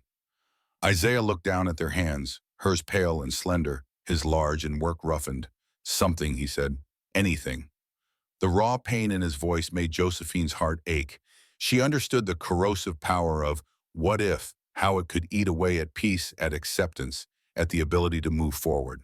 She had asked herself the same questions countless times during her marriage to Thomas. What if I had left sooner? What if I had spoken up? What if I had been braver? Isaiah, she said softly, using his given name for the first time. You did everything you could. You're still doing everything you can. He looked up, his eyes meeting hers with an intensity that made her breath catch. It's not enough, he said. It's never enough. It has to be, Josephine replied, or else we'd never survive our regrets. Something shifted in his expression, not quite acceptance, but perhaps the beginning of it. He turned his hand beneath hers so that their palms met, fingers curling around each other in a gesture that was neither quite comfort nor quite promise, but something in between. They sat like that, connected by that simple touch, until the sound of approaching boots on the porch broke the moment. Isaiah withdrew his hand gently as the door opened, admitting Daniel Cooper and the two bankers returning from their assessment of the stagecoach. The day continued in a flurry of activity, plans made for the trip to Riverdale, supplies gathered, repairs undertaken to make the journey possible. Through it all, Josephine was acutely aware of Isaiah moving through the cabin, his presence somehow larger than his physical form, as though their moment of connection had heightened her perception of him. That evening, as the cabin settled into the quiet rhythms of people preparing for sleep, Josephine found herself by the window, gazing out at the star-filled sky. The moon cast blue-white light across the snow, creating a landscape of silver and shadow. Can't sleep. Sarah's voice was soft beside her. Josephine turned, smiling at the younger woman. Just enjoying the quiet. It's been a busy day. Sarah nodded, her dark eyes reflecting the moonlight. You're very kind, both of you, to take us in like this. Not everyone would be so welcoming. There was a weight to her words that Josephine understood immediately, a reference to the prejudice Sarah and her son often faced the doors that remained closed to them because of the color of their skin. It's the decent thing to do, Josephine said simply. Isaiah wouldn't turn away anyone in need. Sarah studied her face for a moment. He's a good man, your Mr. Morgan. He's not my Mr. Morgan, Josephine corrected gently. Isn't he? Sarah's smile was knowing but kind. I've seen the way he looks at you when he thinks no one is watching, and the way you look at him. Heat rose to Josephine's cheeks, but she didn't deny the observation. Instead, she changed the subject. You said you were traveling to Montana City to stay with your sister. Sarah accepted the diversion gracefully. Yes, my sister Ruth. She works as a cook for a mining company there. Not grand employment, but steady, and she has a small house where Timothy and I can stay until I find work of my own. What kind of work do you do? Josephine asked, genuinely curious. I was a seamstress back in St. Louis. Made dresses for fine ladies. Sarah's fingers, slender and nimble, touched the edge of her shawl. I'm hoping to find similar work in Montana City, though I don't expect their tastes run to the latest fashions. Josephine smiled. I imagine a skilled seamstress would be welcome anywhere in the territories. Most women have little time for fancy sewing with all the other work that needs doing. That's my hope, Sarah agreed. She hesitated, then added in a lower voice, Mr. Morgan reminds me of someone. Oh, my cousin Hannah. Sarah's eyes took on a faraway look. She married a blacksmith 2 years ago, a white man, which caused no end of trouble with both families. But they loved each other something fierce. Her expression clouded. Lost track of her after they moved north. Haven't heard from her in near 4 years now. A chill that had nothing to do with the winter night ran down Josephine's spine. Hannah, she repeated the name hanging in the air between them. Sarah nodded, unaware of the effect her words were having. Hannah Johnson was her maiden name. Stubborn as the day is long, but with a heart big enough for the whole world. She sighed. I hope she found happiness wherever she ended up. Josephine's mind was racing. Could it be mere coincidence that Sarah's cousin shared a name with Isaiah's wife Hannah? Wasn't an uncommon name, certainly. But the connection to a blacksmith, the mixed marriage, the move north, it seemed too specific to be chance.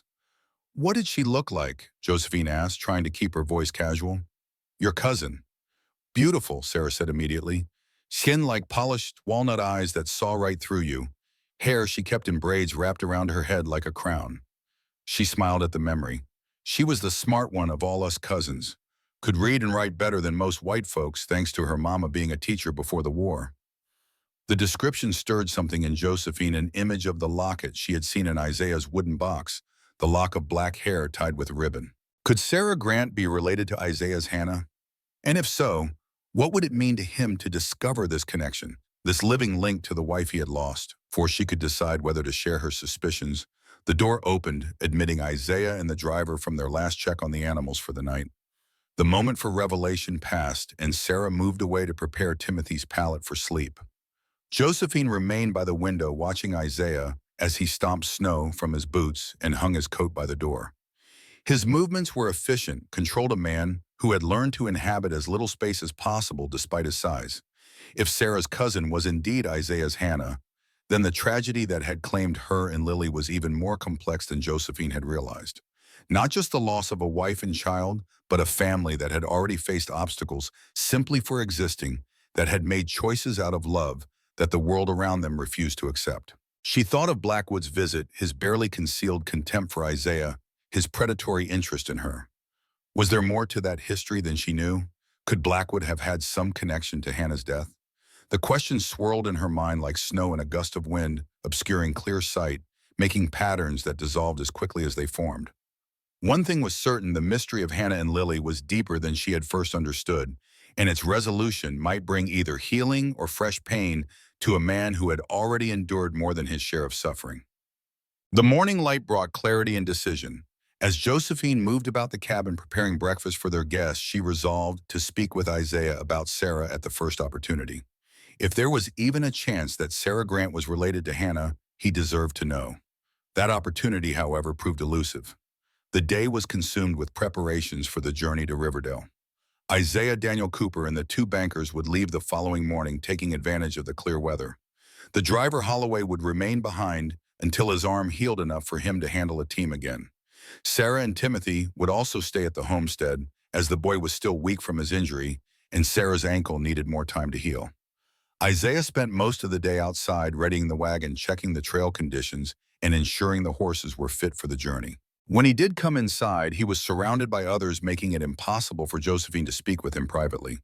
It was only in the evening, as the cabin settled towards sleep, that Josephine found herself alone with Isaiah for a brief moment by the fireplace. "You've been watching me all day," he said quietly, not looking up from the fire he was banking for the night. "What is it?" Josephine shouldn't have been surprised that he had noticed her attention even amid the day's activity. "I need to speak with you," she said. "Privately. It's important." Isaiah glanced around the cabin where their guests were preparing their pallets for sleep. "Not much privacy to be had tonight. Tomorrow, then, before you leave." He studied her face, concern evident in his eyes. "Is something wrong?" "Not wrong exactly, just important." Isaiah nodded slowly. "First light, then, by the forge." Josephine accepted this with a small nod of her own relief, mingling with apprehension at the prospect of sharing her suspicions. What if she was wrong? What if she was right and the knowledge brought Isaiah more pain rather than comfort? Sleep eluded her that night, her mind too full of questions and possibilities. She lay awake long after the cabin had fallen silent, save for the soft sounds of sleeping breath and the occasional pop from the dying fire.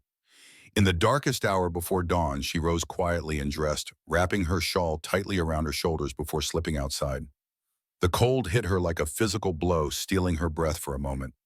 The sky was still dark, though a faint lightning at the eastern horizon promised the coming day. Josephine made her way carefully to the forge, using the light of the stars and the packed-down path Isaiah had cleared. The door was slightly ajar, and a faint orange glow emanated from within. Isaiah was already there, his back to the door, as he worked the bellows, bringing the forge's heart to life. The space was warmer than the outside air, but still cold enough that her breath clouded before her face. He turned at the sound of her entry, his expression questioning. "You're early." "Couldn't sleep," she admitted, moving closer to the forge's warmth. Isaiah nodded understanding, without need for explanation. "What's troubling you?" Josephine took a deep breath, unsure how to begin. "It's about Sarah Grant," she said finally. "Last night we were talking, and she mentioned her cousin, a woman named Hannah, who married a blacksmith and moved north several years ago." Isaiah went very still, his face suddenly expressionless in the way Josephine had come to recognize as his response to emotional shock. "Hannah," he repeated the name, barely audible over the crackle of the forge. "She described her as beautiful with dark skin and eyes, hair she wore in braids. Said she was well educated, that her mother had been a teacher before the war." Josephine watched his face carefully as she spoke, noting the slight widening of his eyes, the tightening of his jaw. "Isaiah, could Sarah's cousin be your Hannah?" He turned away abruptly, moving to the workbench where a piece of metal lay waiting. For a long moment, he stood with his back to her shoulders, rigid beneath his shirt. When he finally spoke, his voice was roughened by emotion. "Yes," he said simply, "my Hannah was Sarah Johnson's cousin." The confirmation sent a wave of mingled shock and vindication through Josephine. "Have you told Sarah? Does she know what happened?" Isaiah shook his head, still not looking at her. "Haven't spoken of Hannah to anyone in 3 years. Not until you." The admission hung in the air between them, weighted with significance that Josephine wasn't sure she fully understood. What did it mean that she was the first person with whom he had shared his grief? And what should they do with this newfound connection between Sarah and Hannah? "Will you tell her?" Josephine asked gently. Isaiah finally turned to face her, his expression raw with conflict. "Don't know if I can," he admitted. "Don't know if I should. What good would it do her to learn her cousin died that way? That I couldn't—" He broke off, his hands clenching at his sides. Josephine moved closer, close enough that she had to tilt her head back to maintain eye contact. "Isaiah, it wasn't your fault, and Sarah deserves to know what happened to her family, don't you think? Even if the truth is painful." He looked down at her, his eyes reflecting the forge's glow. "Truth is always painful," he said quietly. "But maybe you're right. Maybe she deserves to know." Before Josephine could respond, a sound from outside drew their attention, the crunch of footsteps in snow approaching the forge. A moment later, the door swung wider, admitting Ruth Jenkins, bundled against the cold, her breath clouding in the frigid air. "Thought I'd find you two up and about," she said by way of greeting. "Dawn's early, and the days like to be busy." Isaiah straightened his manner, shifting from intimate to formal in an instant. Ruth, didn't expect you in this weather. Ruth Jenkins unwound her scarf, revealing a face lined with age but bright with intelligence beneath a practical bonnet. Storm's past roads are clear enough for my old wagon. Figured you might need supplies with all these extra mouths to feed. She glanced between Isaiah and Josephine, her shrewd eyes missing nothing. Interrupting, am I? No, Isaiah said a little too quickly. Just preparing for the journey to Riverdale. Ruth nodded, though her expression suggested she wasn't entirely convinced. That's partly why I've come. Word in town is Blackwood's been asking questions about your visitors. Seem mighty interested in who might be staying out here. Isaiah's expression darkened. Blackwood, what's his interest? That's what I wondered. Ruth moved closer to the forge, holding her gnarled hands out to the warmth. Man like that doesn't concern himself with strangers unless there's profit in it, or trouble. Josephine felt a chill that had nothing to do with the winter morning. He came here last week, she said, with Victoria Winters, my late husband's sister. Offered to buy some land claim Thomas supposedly left behind. Ruth's eyebrows rose. Land claim, first I've heard of Thomas Winters owning anything worth having. That was my thought as well, Josephine agreed. But Blackwood seemed very interested in acquiring it. Mentioned gold deposits. Ruth and Isaiah exchanged a glance laden with meaning that Josephine couldn't decipher. Always comes back to gold with Blackwood, Ruth said grimly. Man would sell his mother's soul for a rich claim. Isaiah's jaw tightened. You think he's after the Grant woman or the bankers? Hard to say, Ruth admitted, but I'd wager it's all connected somehow. Blackwood doesn't make moves without a reason. She turned to Josephine, her expression serious. You be careful while Isaiah's gone, child. Keep that rifle loaded and close at hand. Josephine nodded, a knot of anxiety forming in her stomach. I will. Ruth seemed satisfied with this promise. She turned back to Isaiah. Now about these passengers of yours, tell me everything you know. As Isaiah recounted the events of the stagecoach accident and the arrival of their unexpected guests, Josephine found her attention drifting to the forge's glowing heart. Fire, which had brought such destruction to Isaiah's life, was also the element that had forged his craft, that had allowed him to create rather than merely exist. Fire had nearly claimed her life as well, had marked her body with scars that would never fade. Yet here she stood alive and free of Thomas's tyranny, forging a new path with each day that passed. Perhaps that was the nature of fire destroyer and creator, both burning away what could not endure, tempering what remained into something stronger than before. The eastern sky was brightening now, dawn reaching pale fingers across the snow-covered landscape. Soon Isaiah would depart for Riverdale, leaving Josephine to manage the homestead and their guests in his absence. The prospect would have terrified her a month ago. Now she faced it with a calm determination that surprised her. She had survived Thomas Winters. She had survived fire and auction. She would survive whatever came next, whether it be Blackwood's machinations or the revelation of painful truths to a woman who had already lost so much. And when Isaiah returned, she pushed away the whisper of fear that he might not, they would face whatever followed together. Not as master and servant, not as rescuer and rescued, but as two people forged in the same fire, bearing the same scars, finding in each other the strength to begin again. The morning of Isaiah's departure dawned clear and cold, the sky a pale, perfect blue. Josephine rose before first light to prepare breakfast for the travelers, moving quietly in the dim cabin so as not to wake Sarah and Timothy, who slept soundly on their pallet near the stove. Isaiah came in from the barn as she was taking biscuits from the oven, the cold clinging to him like a second skin. Their eyes met across the room, and something unspoken passed between them, concern, reassurance, a mutual acknowledgement of the separation to come. Everything's ready, he said, warming his hands by the stove. Should reach Riverdale by nightfall if the trail's clear. Josephine nodded, setting a plate before him. I packed food for the journey, enough for 2 days just in case. He ate quickly, efficiently, a man accustomed to viewing meals as necessary fuel rather than pleasure. Josephine sat across from him with her own plate, though she found she had little appetite.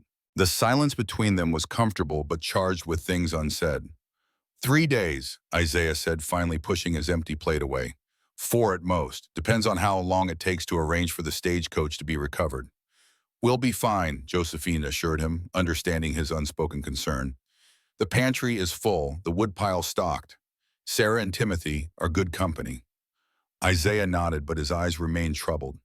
"If something happens, if anyone comes—" "Who would come?" Josephine asked, puzzled by his worry. He hesitated, then shook his head slightly. "Probably no one. Storm kept most folks in for days. But just in case there's a rifle above the door, it's loaded." The warning surprised her. Isaiah had never mentioned a weapon before, had never suggested she might need one. "I know how to shoot," she said, not adding that her father had insisted all his daughters learn, despite her mother's objections. "But I'm sure it won't be necessary." Isaiah studied her face for a moment, then nodded, apparently satisfied.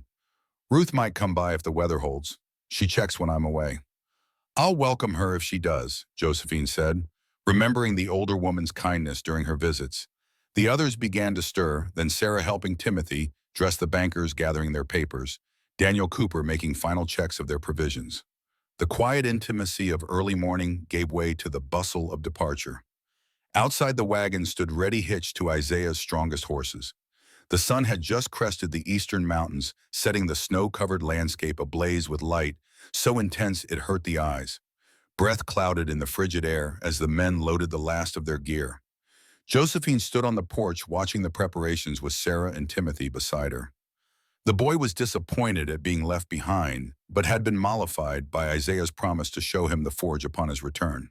As the travelers prepared to depart, Isaiah approached the porch one last time. He spoke briefly with Sarah, confirming arrangements for her comfort during his absence, then turned to Josephine. 3 days, he repeated, his voice low. 4 at most. Josephine nodded suddenly, finding it difficult to speak. There was so much she wanted to say, yet the words seemed inadequate, too fragile for the weight of her feelings. "Be careful," she said, finally falling back on the familiar phrase that had become something of a talisman between them. Isaiah held her gaze for a long moment, his eyes conveying what his voice could not. Then, with a gesture that surprised them both, he reached out and briefly clasped her hand in his, a touch that lasted only seconds, but conveyed a world of meaning. "Watch for me," he said simply, then turned and strode to the wagon without looking back. Josephine remained on the porch long after the wagon had disappeared down the snowy trail. Her hand still warm from his touch, her heart full of a feeling she hadn't dared to name since the day Thomas Winters had first turned his charm upon the preacher's daughter and made her believe in the possibility of love. Hope, she realized. Against all odds, against all reason, she had begun to hope again. The first day of Isaiah's absence passed uneventfully. Josephine found Sarah to be a pleasant companion, willing to help with household tasks despite her injured ankle. Timothy's endless questions and boundless energy kept them both amused and occupied.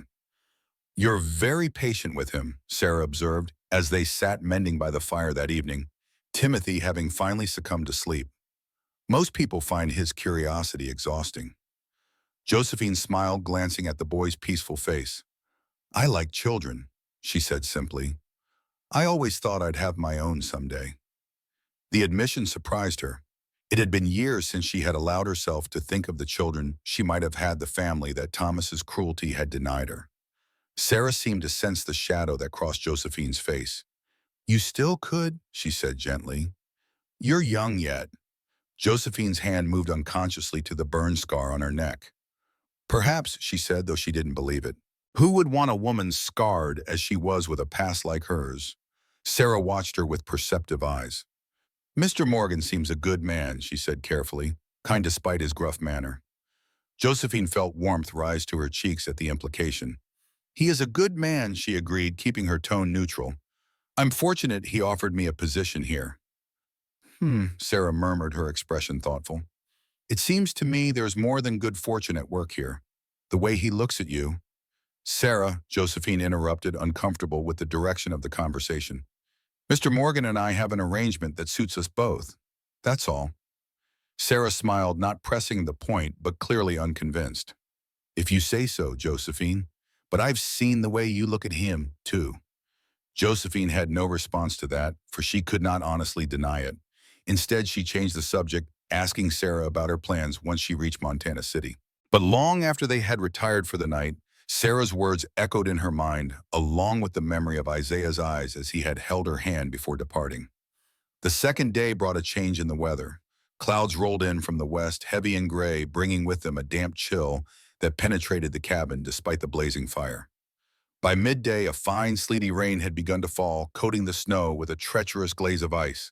Josephine found herself glancing often at the window, worry gnawing at her as she thought of Isaiah traveling in such conditions. The trail to Riverdale crossed exposed highlands, where the wind would be bitter and the footing dangerous for the horses. "He'll be fine," Sarah reassured her, catching one of these anxious glances. "Mr. Morgan strikes me as a man who knows how to handle himself in rough weather."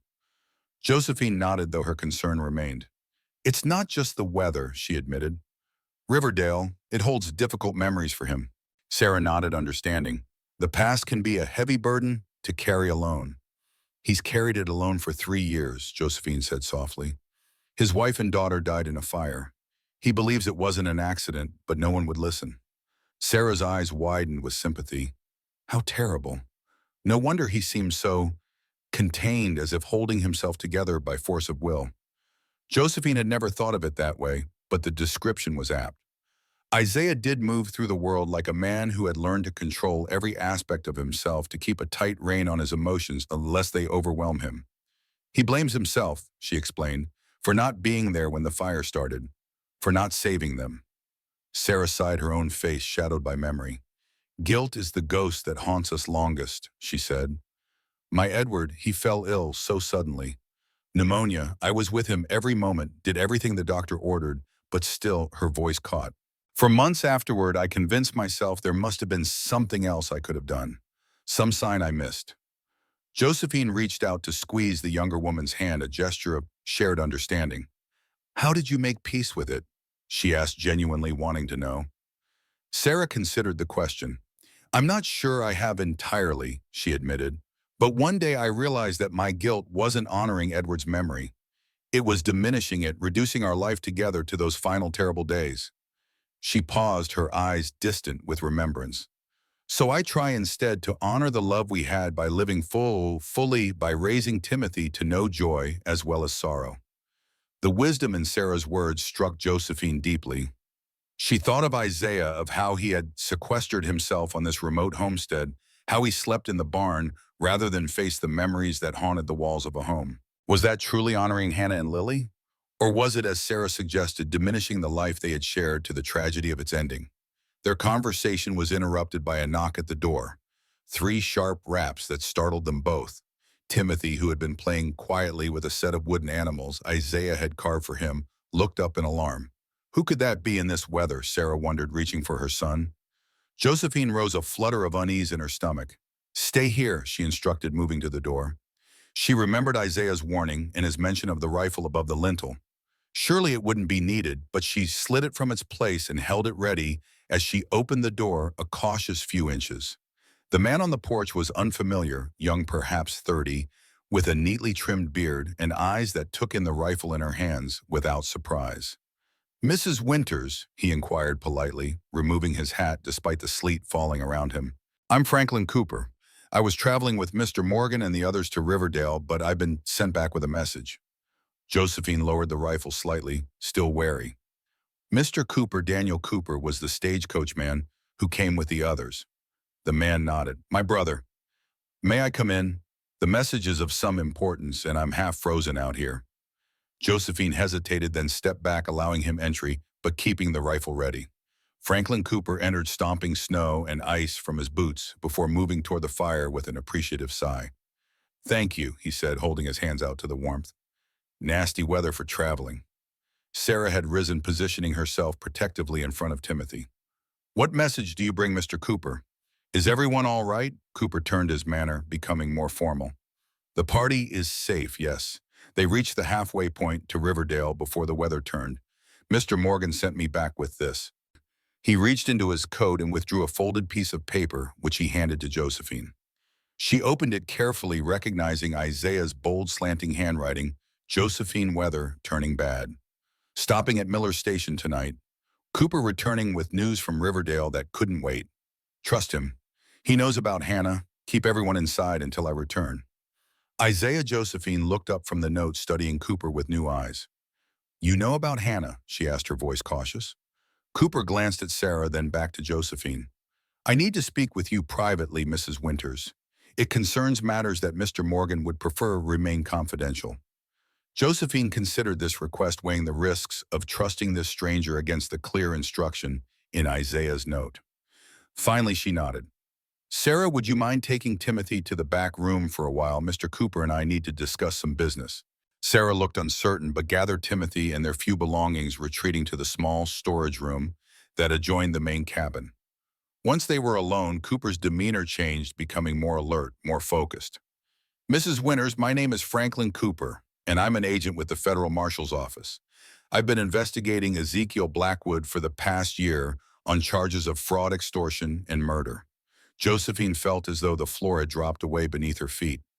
Marshal's office, she repeated, stunned by this revelation. Cooper nodded, his expression grave. My presence on that stagecoach was not coincidental. I've been tracking the movements of Peterson and Whitfield, who are couriers for Blackwood's illegal operations. The accident provided an unexpected opportunity to make contact with Isaiah Morgan, who I believe has information crucial to our case. Information about what? Josephine asked, though she was beginning to suspect the answer. About the murder of Hannah and Lily Morgan, Cooper said quietly.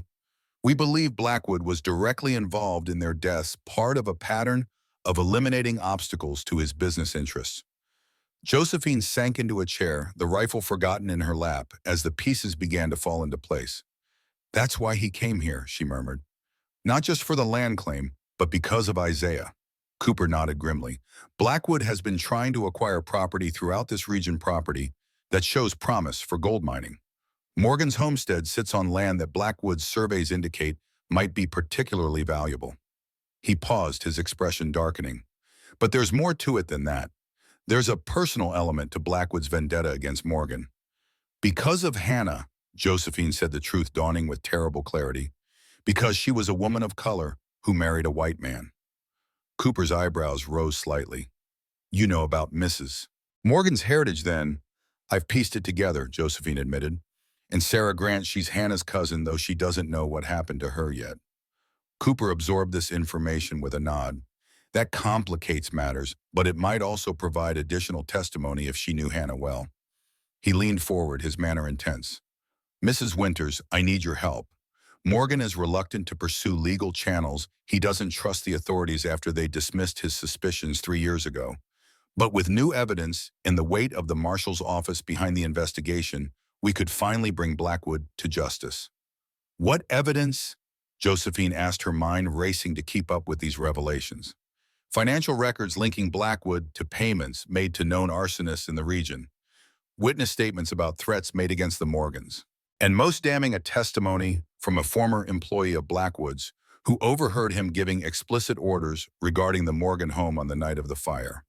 Josephine's blood ran cold at the confirmation of Isaiah's long-held suspicions. And you need my help because Blackwood is coming here, Cooper said bluntly. Our intelligence suggests he plans to confront Morgan directly, possibly as soon as tomorrow. With Morgan away, you and the others are in danger. But why would he risk exposure now after all this time? Cooper sighed, running a hand through his damp hair. Because we're closing in on him. The investigation has gathered momentum, and Blackwood knows it. He's desperate to eliminate any remaining evidence, including witnesses. Like Isaiah, Josephine said softly, and now possibly Sarah as well. Exactly. Cooper's expression was grim. Morgan wanted to return immediately when I shared this information, but the bankers insisted on continuing to Riverdale. He compromised by sending me back to warn you and to help protect the homestead until he can return. Josephine stood, her decision made. What do you need me to do? Cooper's relief was evident. First, we need to secure the cabin. Then I need you to tell me everything you know about Blackwood's visit here, every word, every gesture. And finally, I need to speak with Sarah Grant. If she can provide additional context about Hannah Morgan's relationship with Blackwood, it could strengthen our case considerably. Josephine nodded, her initial shock giving way to a cold determination. I'll tell you everything, but Sarah doesn't yet know what happened to Hannah. It should come from Isaiah, not us. Cooper considered this, then nodded reluctantly. Fair enough. We'll focus on securing the property first. Morgan mentioned a hidden root cellar beneath the kitchen floor. Yes, though I've never used it. Good. That might serve as a hiding place if needed. Cooper moved to the window, peering out at the worsening weather. The sleet should delay Blackwood, but not for long. We need to be ready by nightfall. As they began to plan, Josephine felt a strange calm settle over her. The danger was real, the stakes impossibly high, but for the first time in years, she was not facing a threat alone. She had allies, Cooper with his badge and authority, Sarah with her quiet strength, and Isaiah, who even in absence was working to protect what mattered. And she had herself no longer the cowed, broken woman Thomas had tried to make her, but someone who had begun to reclaim her courage, her voice, her capacity to fight back. Outside, the sleet turned to snow once more, the wind driving it against the windows like tiny persistent fists. Josephine thought of Isaiah making his way back from Riverdale through this weather, perhaps even now facing his own dangers on the trail. Watch for me, he had said, and she would not just from the window, watching the trail for his return, but in every way that mattered. She would watch over his home, his secrets, the fragile new beginning they had started to build together. Whatever Blackwood brought with him, threats, violence, the weight of the past, he would find not a helpless woman awaiting him, but a fortress prepared to withstand the storm. The next morning broke gray and threatening, with heavy clouds hanging low over the mountains and a bitter wind that found every crack in the cabin's walls. Josephine had slept poorly, her mind churning with worry over Cooper's revelations, over what Isaiah might face in Riverdale, over the confrontation that seemed increasingly inevitable. She rose before dawn, moving quietly so as not to wake the others. Sarah and Timothy still slept on their pallet near the stove, while Cooper had taken Isaiah's usual place by the door, his hand never far from the pistol at his waist, even in sleep. The fire had burned low during the night, and Josephine knelt to revive it, adding kindling with practiced care. As the flames caught and grew, she found herself studying them, trying to understand the source of Isaiah's terror. Fire had nearly destroyed her, had marked her body permanently, yet she could still approach it without fear, could recognize its necessity even as she respected its danger. For Isaiah, it was different. The forge was the exception, the one place where he could still master fire, bend it to his will. Everywhere else, it remained the enemy that had taken everything he loved. "You're up early," Cooper's voice came quietly from behind her. Josephine turned, unsurprised that he had woken at her first movement. "Force of habit," she replied. "Coffee," Cooper nodded, rising to fold his blankets with military precision. "Please, then we should go over our preparations again." They had spent the previous evening planning for Blackwood's possible arrival, securing windows, positioning weapons, preparing the root cellar as a last resort hiding place for Sarah and Timothy. Cooper had been thorough and professional, treating Josephine as a capable ally rather than a helpless woman to be protected.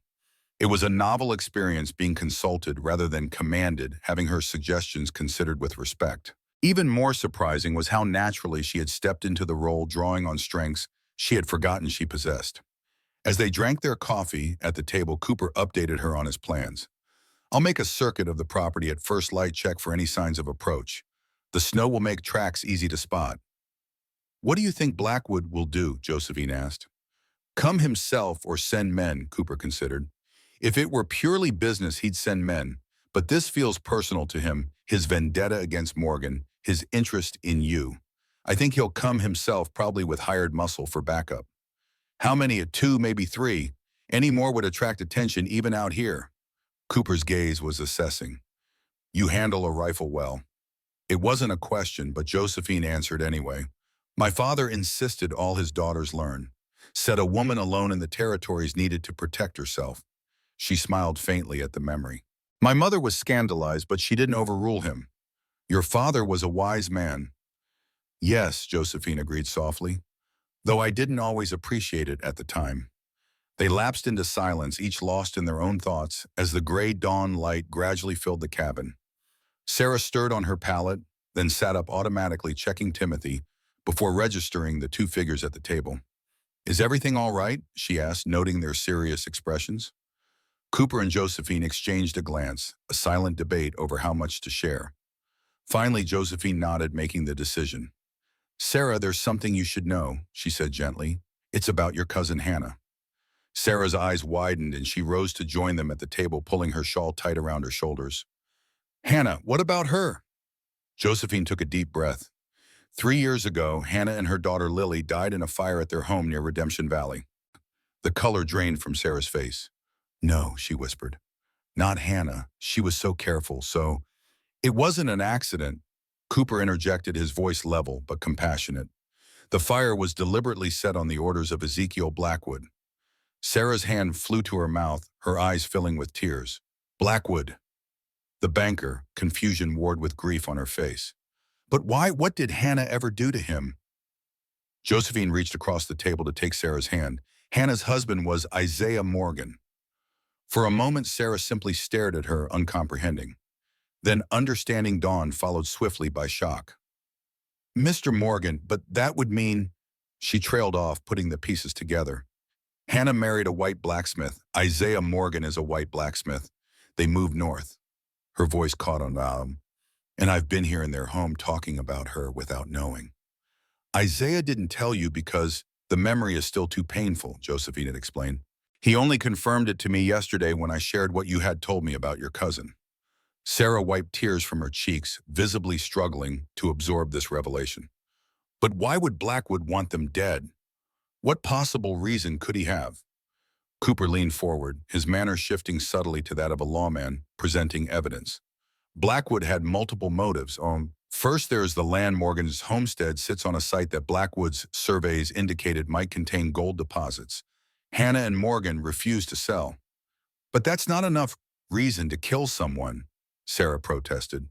No, Cooper agreed grimly. The second motive was more personal. Blackwood is known for his extreme views on racial matters. The marriage between Morgan and your cousin offended him on a fundamental level. Especially given who Hannah's father was, Josephine added quietly. Sarah's head snapped up, her eyes wide with shock. You know about that? Josephine nodded. Cooper has been investigating Blackwood 4 months. The connection came to light during his research. Sarah sat back, her expression a mixture of old pain and fresh grief. It wasn't something we talked about, even within the family. Uncle William worked as Blackwood's coachman before the war. Hannah's mother was his housekeeper. She paused, choosing her words carefully. The relationship wasn't consensual. When Hannah was born, her mother was sent away, but Uncle William stayed on working for the man who had violated his wife. Cooper nodded, unsurprised by this confirmation. Blackwood never acknowledged Hannah as his daughter, but he kept tabs on her throughout her life. When she married Morgan, a white man with a good business and standing in the community, something in Blackwood snapped.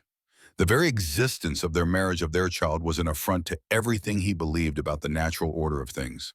And so he had them killed, Sarah said flatly. The tears now dried on her cheeks, replaced by a cold anger. Burned alive because of his twisted pride. Not just pride, Cooper corrected. Blackwood is a calculating man. He wanted Morgan's land, and he wanted to erase what he saw as a stain on his reputation, the living evidence of his hypocrisy. The fire accomplished both goals. Except it didn't, Josephine pointed out. Isaiah survived, and now evidence of Blackwood's crimes has come to light. Which is why we believe he's coming here, Cooper concluded, to eliminate the remaining witnesses and any evidence Morgan might have preserved. Sarah sat very still, absorbing this. Hannah is dead, she said finally, as if testing the reality of the words. And Lily, my little cousin Lily, who I never even met. Her hands clenched on the table. And the man responsible is coming here. Today. Cooper nodded. It's likely, yes. Sarah straightened her shoulders, a determination entering her expression that reminded Josephine forcibly of Isaiah. Then we need to be ready for him. Before either Josephine or Cooper could respond, Timothy stirred on the pallet, sitting up with the disoriented expression of a child waking in an unfamiliar place. Mama, is it morning? Sarah composed her features with visible effort, turning to her son with a smile that didn't quite reach her eyes. Yes, sweetheart. Time to get up. We have a busy day ahead. As Sarah helped Timothy dress and prepare for the day, Cooper drew Josephine aside. She's taking it better than I expected, he murmured. She's in shock, Josephine replied quietly. The grief will come later when there's time for it. Cooper nodded, acknowledging her insight. For now, her anger will serve us better. We need everyone alert and ready. He checked his pocket watch. I'll make that circuit of the property now. Keep everyone inside and keep the rifle close. As Cooper donned his coat and headed out into the gray morning, Josephine turned her attention to preparing breakfast for Sarah and Timothy. The simple, familiar task helped calm her racing thoughts, allowed her to focus on the immediate needs before them, rather than the dangers that might lie ahead. Sarah joined her at the stove, her movements subdued but purposeful. "What can I do to help?" she asked, her voice steady despite the revelations of the past hour. Josephine glanced at her, recognizing the need to stay occupied, to feel useful in the face of overwhelming emotion. "You could knead the biscuit dough," she suggested, making space at the table. As they worked side by side, a strange companionship grew between them. Two women bound by shared loss, by unexpected connections, by the shadow of violence that had touched both their lives. "Did you know her well?" Josephine asked softly. Hannah, Sarah's hands didn't pause in their rhythmic kneading. "We were close as children. Our mothers were sisters, both born in slavery, but freed before the war. Hannah was older by 3 years, always the smart one, the brave one. When my mother died of fever, Hannah's family took me in for a time." A faint smile touched her lips. "She taught me to read, insisted on it, even when everyone said it was a waste of time for a colored girl." "She sounds remarkable." She was. Sarah's voice caught slightly, strong in a way that didn't bend or break no matter what life threw at her. "When she married Isaiah Mr. Morgan, the family was worried for her. Mixed marriages are never easy, even in the best circumstances. But she wrote to me once, said she'd found a man worth building a life with, someone who saw her as she truly was, not as the world tried to make her be." Josephine felt a pang of recognition at these words. Wasn't that what she had begun to find with Isaiah as well? Someone who saw beyond the scars, beyond the shame of auction, to the woman she truly was. "Isaiah loved her very much," she said quietly. "Still does." Sarah looked up, her dark eyes searching Josephine's face. "And you?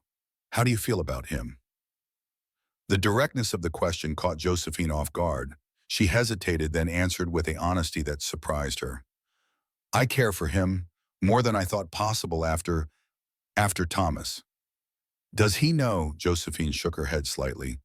"We haven't spoken of such things. It's too soon, too complicated." "Life is complicated," Sarah said simply, "and sometimes shorter than we expect. Hannah taught me that the things worth saying shouldn't be left unsaid." Before Josephine could respond, Cooper returned, stomping snow from his boots as he entered. His expression was grim. "Riders coming," he announced without preamble. 3, maybe 4 miles out. Moving slow because of the snow. "But they'll be here within the hour." Josephine's heart quickened, but her voice remained calm. "Blackwood," Cooper nodded. "Him and 2 others, all armed." "Then we have an hour to prepare," she said, moving to the rifle prop by the door. "Sarah, get Timothy ready, show him the root cellar, and explain that he needs to stay there no matter what he hears." Sarah nodded, already moving to her son. Cooper watched Josephine with a mixture of approval and surprise. "You're taking this well," he observed. Josephine checked the rifle's ammunition with practiced hands. "I've had a lifetime of preparing for men's violence," she said, her voice flat. "At least this time I can fight back." The hour passed in tense preparation. Cooper positioned himself near the front window where he could observe the approach without being easily seen. Josephine moved between the cabin's few rooms, checking and rechecking their defenses, making sure Sarah and Timothy were ready to take shelter in the root cellar at the first sign of trouble. "What about you?" Sarah asked, her voice low, so Timothy wouldn't overhear. "Where will you be?" "With Cooper," Josephine replied. "We need to present a united front, make Blackwood believe we're just waiting for Isaiah to return." "It's dangerous." "Yes," Josephine didn't try to pretend otherwise. "But I'm tired of hiding from dangerous men." Sarah studied her for a long moment, then nodded. "Hannah would have liked you," she said simply. The words warmed something in Josephine's chest, a validation she hadn't known she needed. She squeezed Sarah's hand briefly, then moved to join Cooper at the window. "They're in sight," he murmured, not taking his eyes from the distant trail. "Moving slow, single file. Blackwood in front, then 2 men I don't recognize. Likely hired guns."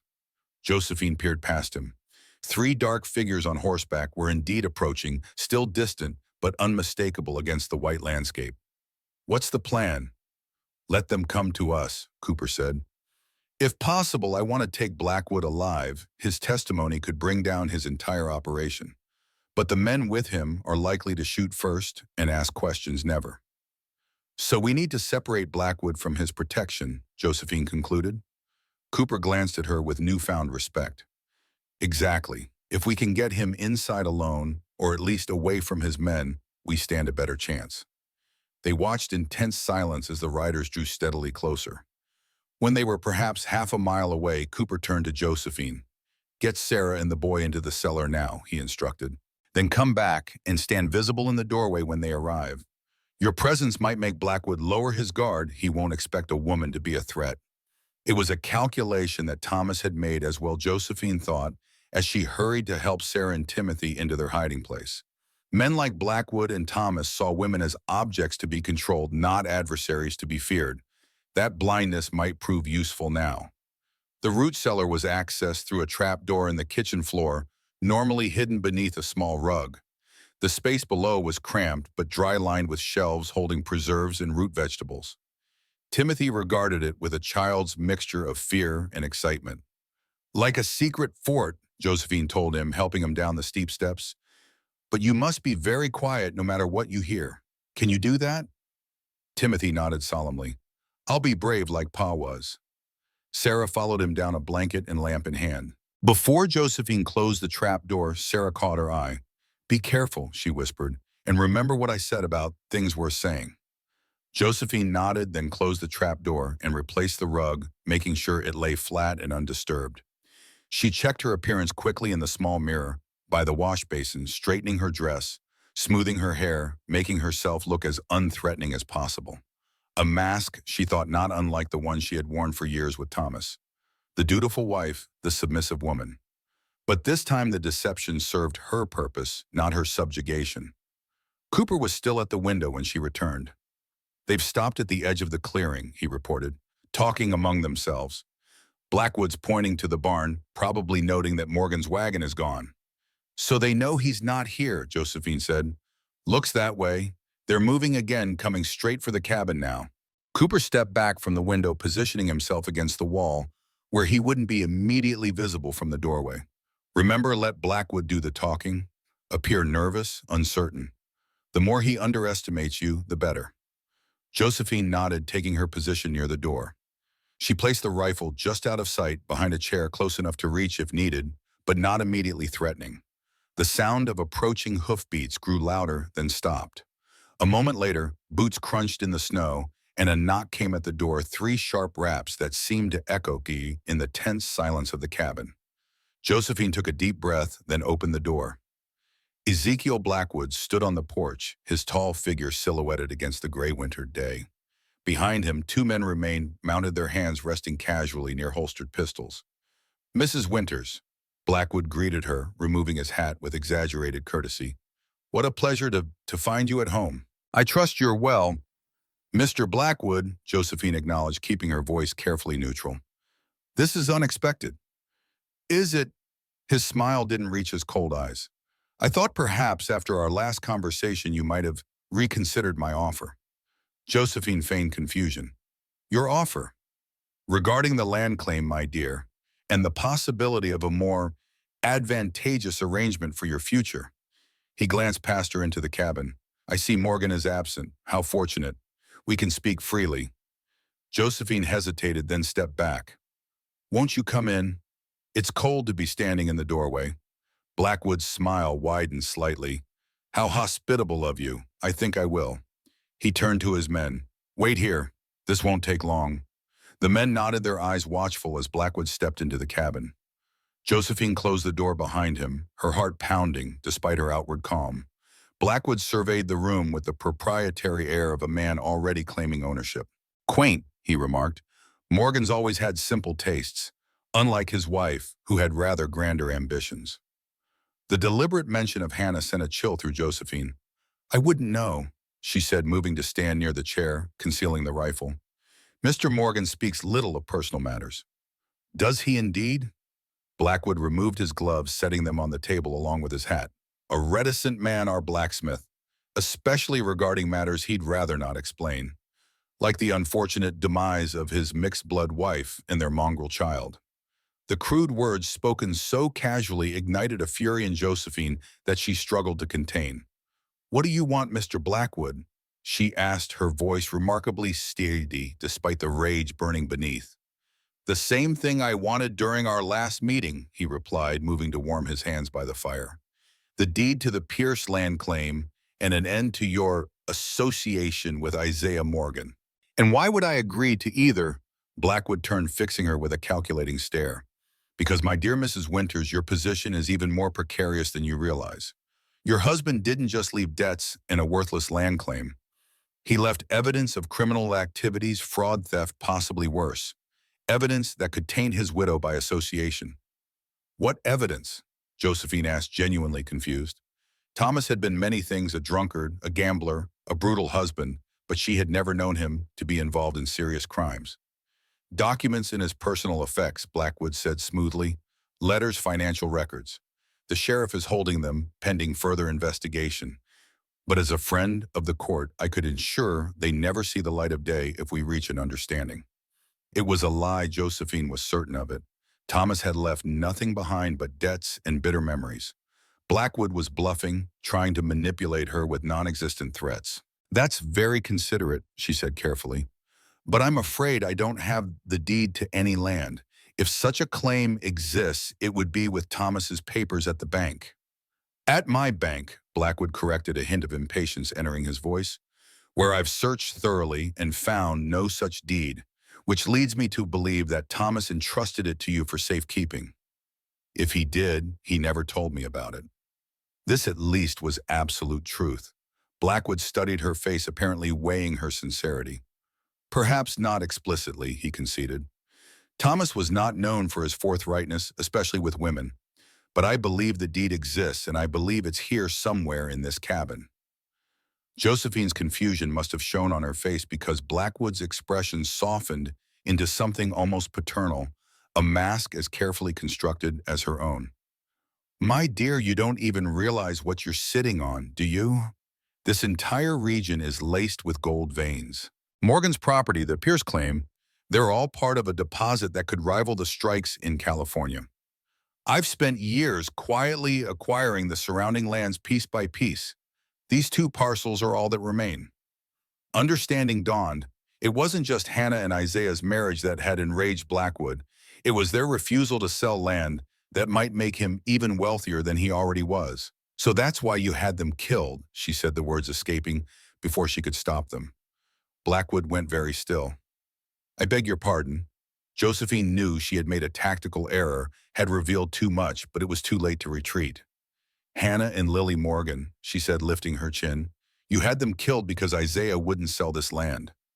For a moment, Blackwood's mask slipped, revealing a flash of the cold calculation beneath. Then he smiled, an expression devoid of warmth or humor. "You've been listening to Morgan's delusions," he said, his voice silky. "The fire was a tragic accident, nothing more. The authorities investigated thoroughly and found no evidence of foul play. The same authorities you just claimed to influence regarding Thomas's supposed crimes." Blackwood's smile faded. "You're cleverer than Thomas gave you credit for, Mrs. Winters. But cleverness without wisdom is a dangerous quality in a woman." He took a step toward her, his manner shifting from persuasive to threatening. "Let me be direct. I want the deed to the Pierce land.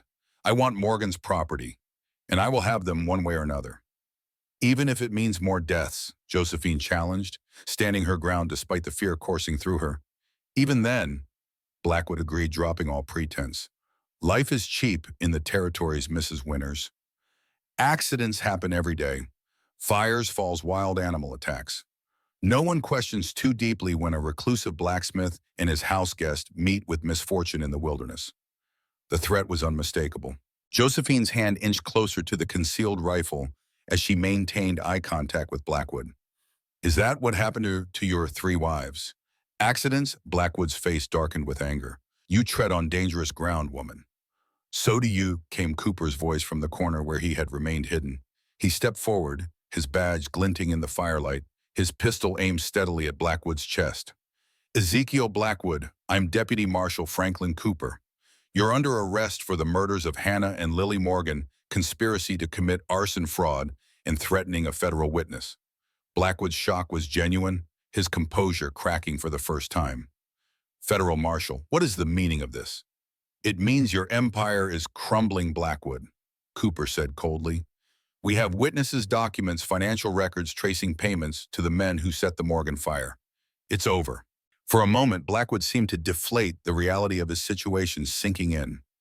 Then, with surprising speed for a man his age, he lunged toward Josephine, grabbing her arm and yanking her in front of him as a shield. Drop your weapon, Marshal, he snarled, producing a small derringer from his coat pocket and pressing it to Josephine's temple. Or Mrs. Winters joins the Morgan woman in an early grave. Cooper held his position, his gun still raised, but his expression uncertain. Let her go, Blackwood. This only makes things worse for you.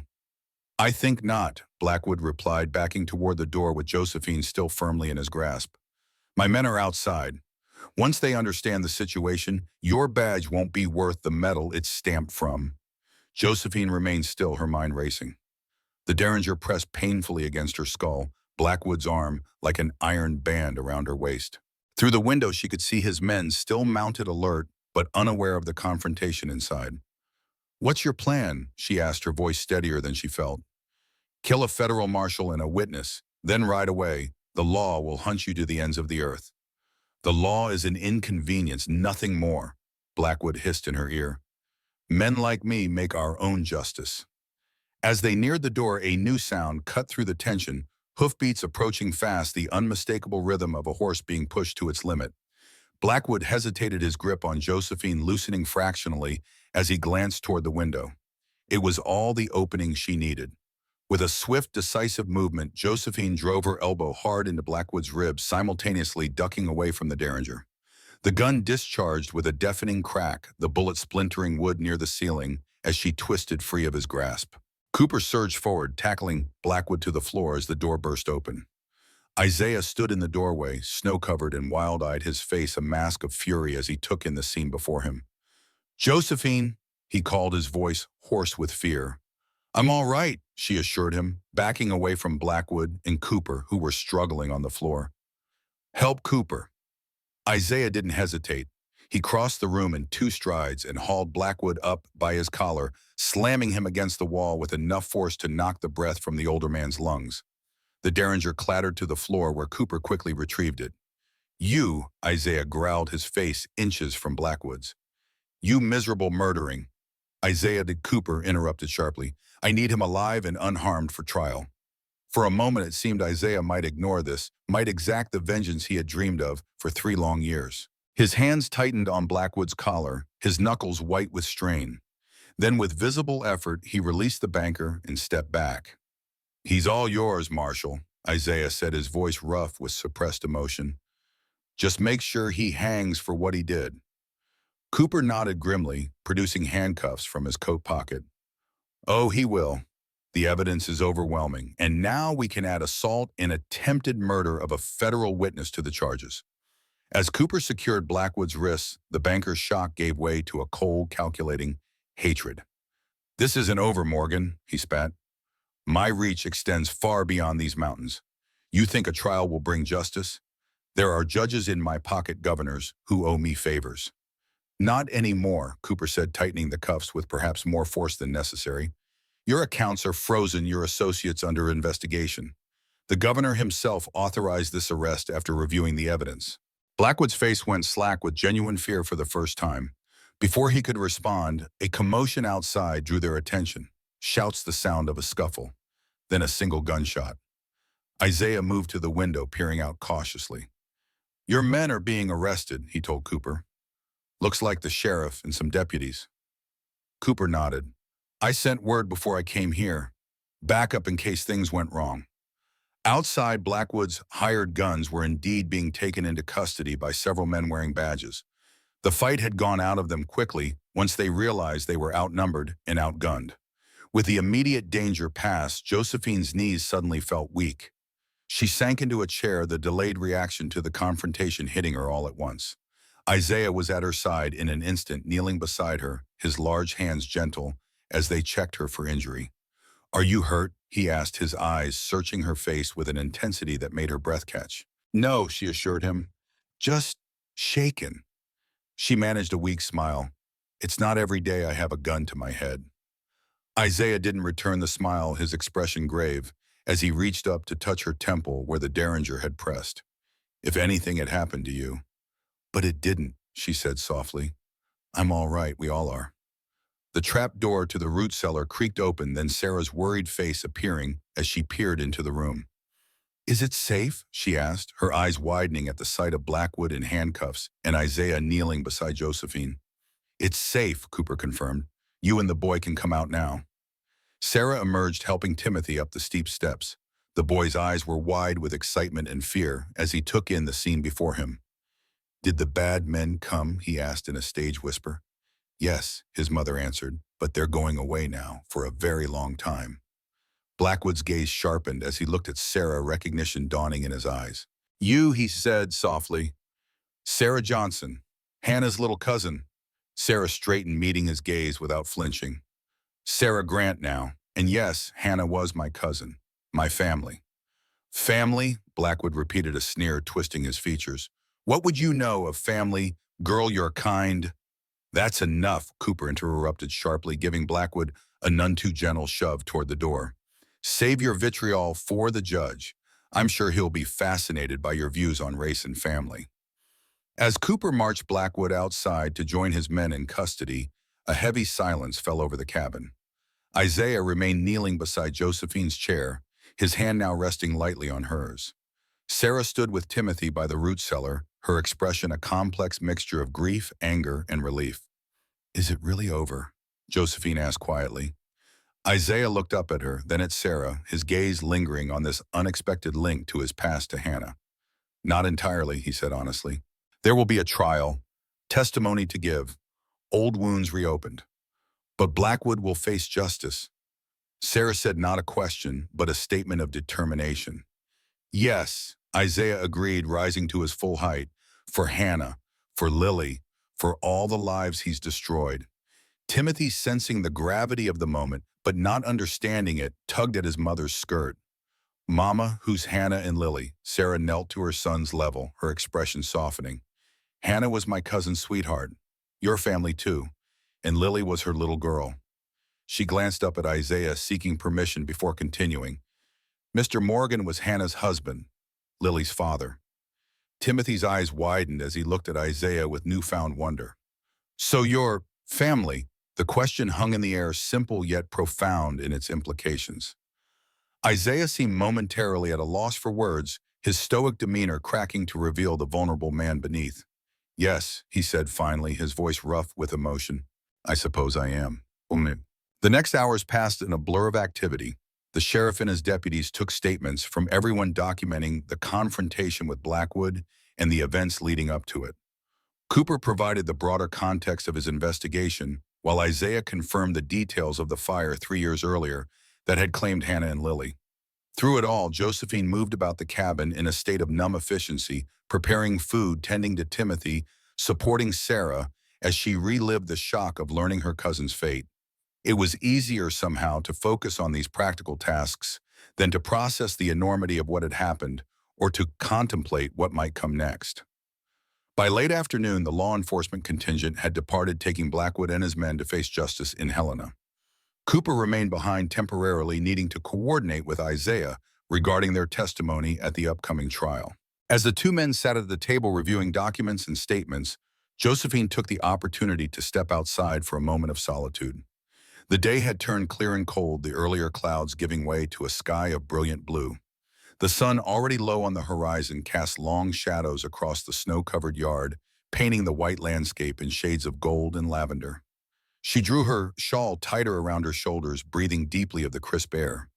The peaceful scene before her seemed at odds with the violence and revelations of the day, yet somehow right a reminder that beauty could coexist with pain, that light always followed darkness. Footsteps crunched in the snow behind her, and she turned to find Isaiah approaching, his expression unreadable in the fading light. Cooper's finished with me for now, he said, coming to stand beside her. He'll need more formal statements later, but the basics are covered. Josephine nodded, unsure what to say. So much had happened, So many emotions churned beneath her calm exterior that words seemed inadequate. They stood in silence for a time, watching as the first stars appeared in the darkening eastern sky. Finally, Isaiah spoke, his voice low and hesitant. I should have told you everything from the beginning. About Hannah, about Blackwood. You weren't ready, Josephine said simply. Some wounds need time before they can bear examination. Isaiah turned to look at her, his eyes searching her face. You understand that. Better than most would. It wasn't a question, but Josephine answered anyway. Yes, I understand what it is to carry pain that has no name, no shape that others can see. His gaze dropped to the scar visible at her neckline, then back to her eyes. When I saw Blackwood holding that gun to your head, I thought. He broke off, his hands clenching at his sides. I thought I was going to lose someone else I cared for. Someone I... The door opened behind them, spilling lamplight onto the snow as Sarah stepped onto the porch. Oh, she said, seeing them standing ploted together.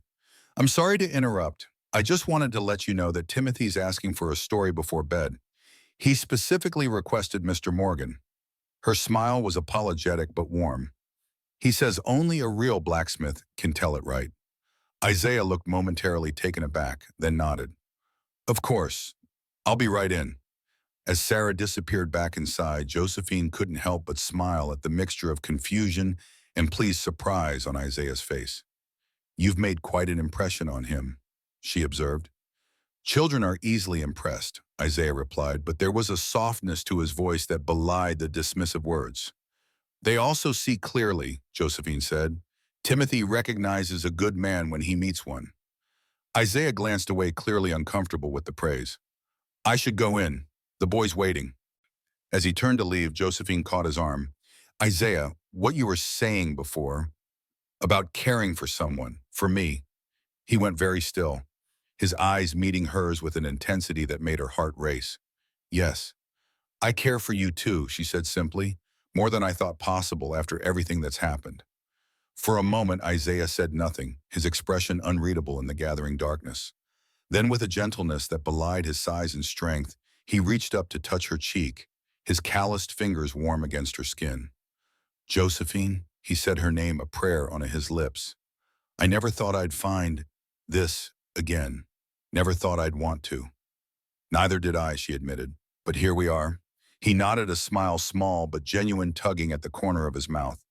Here we are, he echoed. Then glancing toward the cabin where Timothy waited for his story, he added, we should go in. It's getting cold. Josephine understood that he needed time, that they both did. What had begun between them was fragile, tender, a green shoot pushing through snow-covered ground. It needed nurturing patience, the gentle warmth of spring rather than the fierce heat of summer. Yes, she agreed, taking his offered arm. Let's go home. Spring came early that year, the snow retreating up the mountainsides as March gave way to April. The homestead stirred with new life, chickens scratching in thawed earth, horses shedding winter coats, wildflowers pushing through soil still damp with melted snow. The trial of Ezekiel Blackwood had concluded the previous week in Helena with a verdict that surprised no one who had followed the proceedings. Guilty on all counts, with a sentence of hanging to be carried out within the month. Cooper had telegraphed the news, adding that Blackwood's financial empire was being dismantled, his ill-gotten gains returned to those he had defrauded over the years. Josephine received this news with a quiet satisfaction rather than joy. Justice had been served, but it couldn't restore what had been lost. Hannah and Lily were still gone. Isaiah's grief still real, the scars still visible and invisible that marked them all. Yet life continued as it always did. Sarah and Timothy had departed for Montana City once the weather cleared, but not before extracting promises of visits and letters. Sarah had embraced Josephine like a sister before leaving, whispering thanks for bringing Hannah's story to light, for helping ensure that her killers faced justice. Ruth Jenkins remained a frequent visitor, her practical wisdom and tart observations a welcome counterpoint to the sometimes heavy emotions that lingered in the wake of Blackwood's arrest and trial. She had taken to bringing seedlings for Josephine's garden, herbs and vegetables carefully nurtured through the winter in her own home. Land needs tending, she had declared on her last visit. What like hearts do. Now, as Josephine moved about her morning routine, she found herself pausing occasionally to glance out the window at the man working in the yard below. Isaiah was repairing a fence damaged by winter storms, his movements sure and economical in the morning light. As she watched, he straightened, stretching his back, and caught sight of her in the window.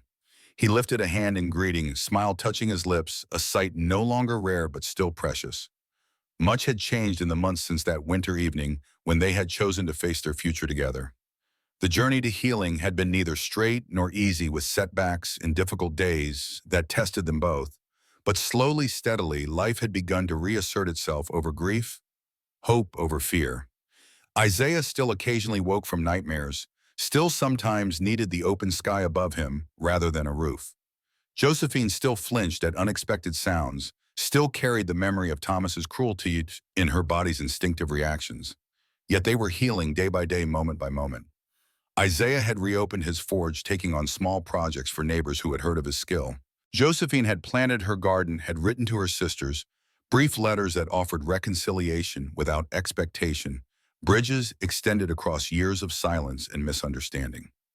And in the quiet evenings, as they sat before the fire in companionable silence or gentle conversation, they had begun to speak of the future, of plans for the homestead, of hopes for the years ahead, of the possibility of children to fill the rooms that had known too much emptiness. It wasn't perfect. Both carried scars, visible and invisible, that would never fully fade. There were still difficult days, still moments when grief or fear threatened to overwhelm the fragile peace they had built together. But there was also joy, unexpected and precious, in the simple fact of being alive, of being together, of having chosen each other, despite every reason the world had given them to surrender to bitterness and isolation. Now, as Josephine finished preparing breakfast, she heard Isaiah's footsteps on the porch, then the familiar sound of the door opening. He entered, bringing with him the scent of spring air and honest work. "Fences mended," he reported, washing his hands at the basin. "Should hold through summer at least." Josephine nodded, setting plates on the table. "That's good. Ruth is coming this afternoon, remember? Bringing those seedlings she promised." Isaiah smiled slightly at the mention of Ruth, who had become an even more frequent visitor since their relationship had deepened, her practical affection extending now to include Josephine as family. "She'll stay for supper." "Of course," Josephine confirmed. "I've made that bread she likes." They sat at the table together, the morning light streaming through windows Josephine had washed just the day before, making patterns on the scrubbed wooden surface. Isaiah reached for his coffee, then paused, his eyes meeting hers across the table. "I've been thinking," he said, a slight hesitation in his voice that caught her attention immediately. "About," she prompted when he didn't continue. Isaiah's fingers traced the grain of the wood, a gesture she had come to recognize as a sign he was gathering his thoughts, choosing his words carefully. "The cradle," he said finally, "the one in the barn. I think it's time to bring it in, to finish it." Josephine's breath caught in her throat. The cradle had been a subject they had approached cautiously, aware of its significance, of the hope and fear it represented. Isaiah had begun it for Lily before her birth, had abandoned it unfinished after her death, unable to complete what had become a symbol of his loss. "Are you sure?" she asked gently, understanding all that was contained in this simple suggestion. Isaiah looked up, meeting her gaze directly. In his eyes, she saw not just resolve, but a quiet joy that made her heart swell with answering emotion.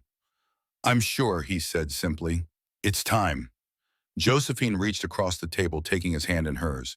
"Then we'll finish it together," she promised, "for whoever might need it, whenever they might come." Isaiah's fingers tightened around hers, a connection more eloquent than words. Outside, the spring wind carried the scent of new growth, of possibility, of life continuing, despite all that would try to thwart it. Inside, in the warm quiet of their shared home, two people who had known the worst of what the world could offer looked at each other and chose once again to believe in better days ahead. Not because they had forgotten the past, not because they were naive about the future, but because they had learned the most important lesson: grief can teach that love once given is never truly lost. It changes form, endures absence, survives even fire to emerge like spring after the longest winter. Different, perhaps, but no less beautiful for having weathered the storm. There are loves that begin with beauty, and there are loves that begin with kindness when the world is at its cruelest. But the loves that last, those are the ones forged in fire, tempered by grief and strengthened by the choice to keep loving anyway, come what may.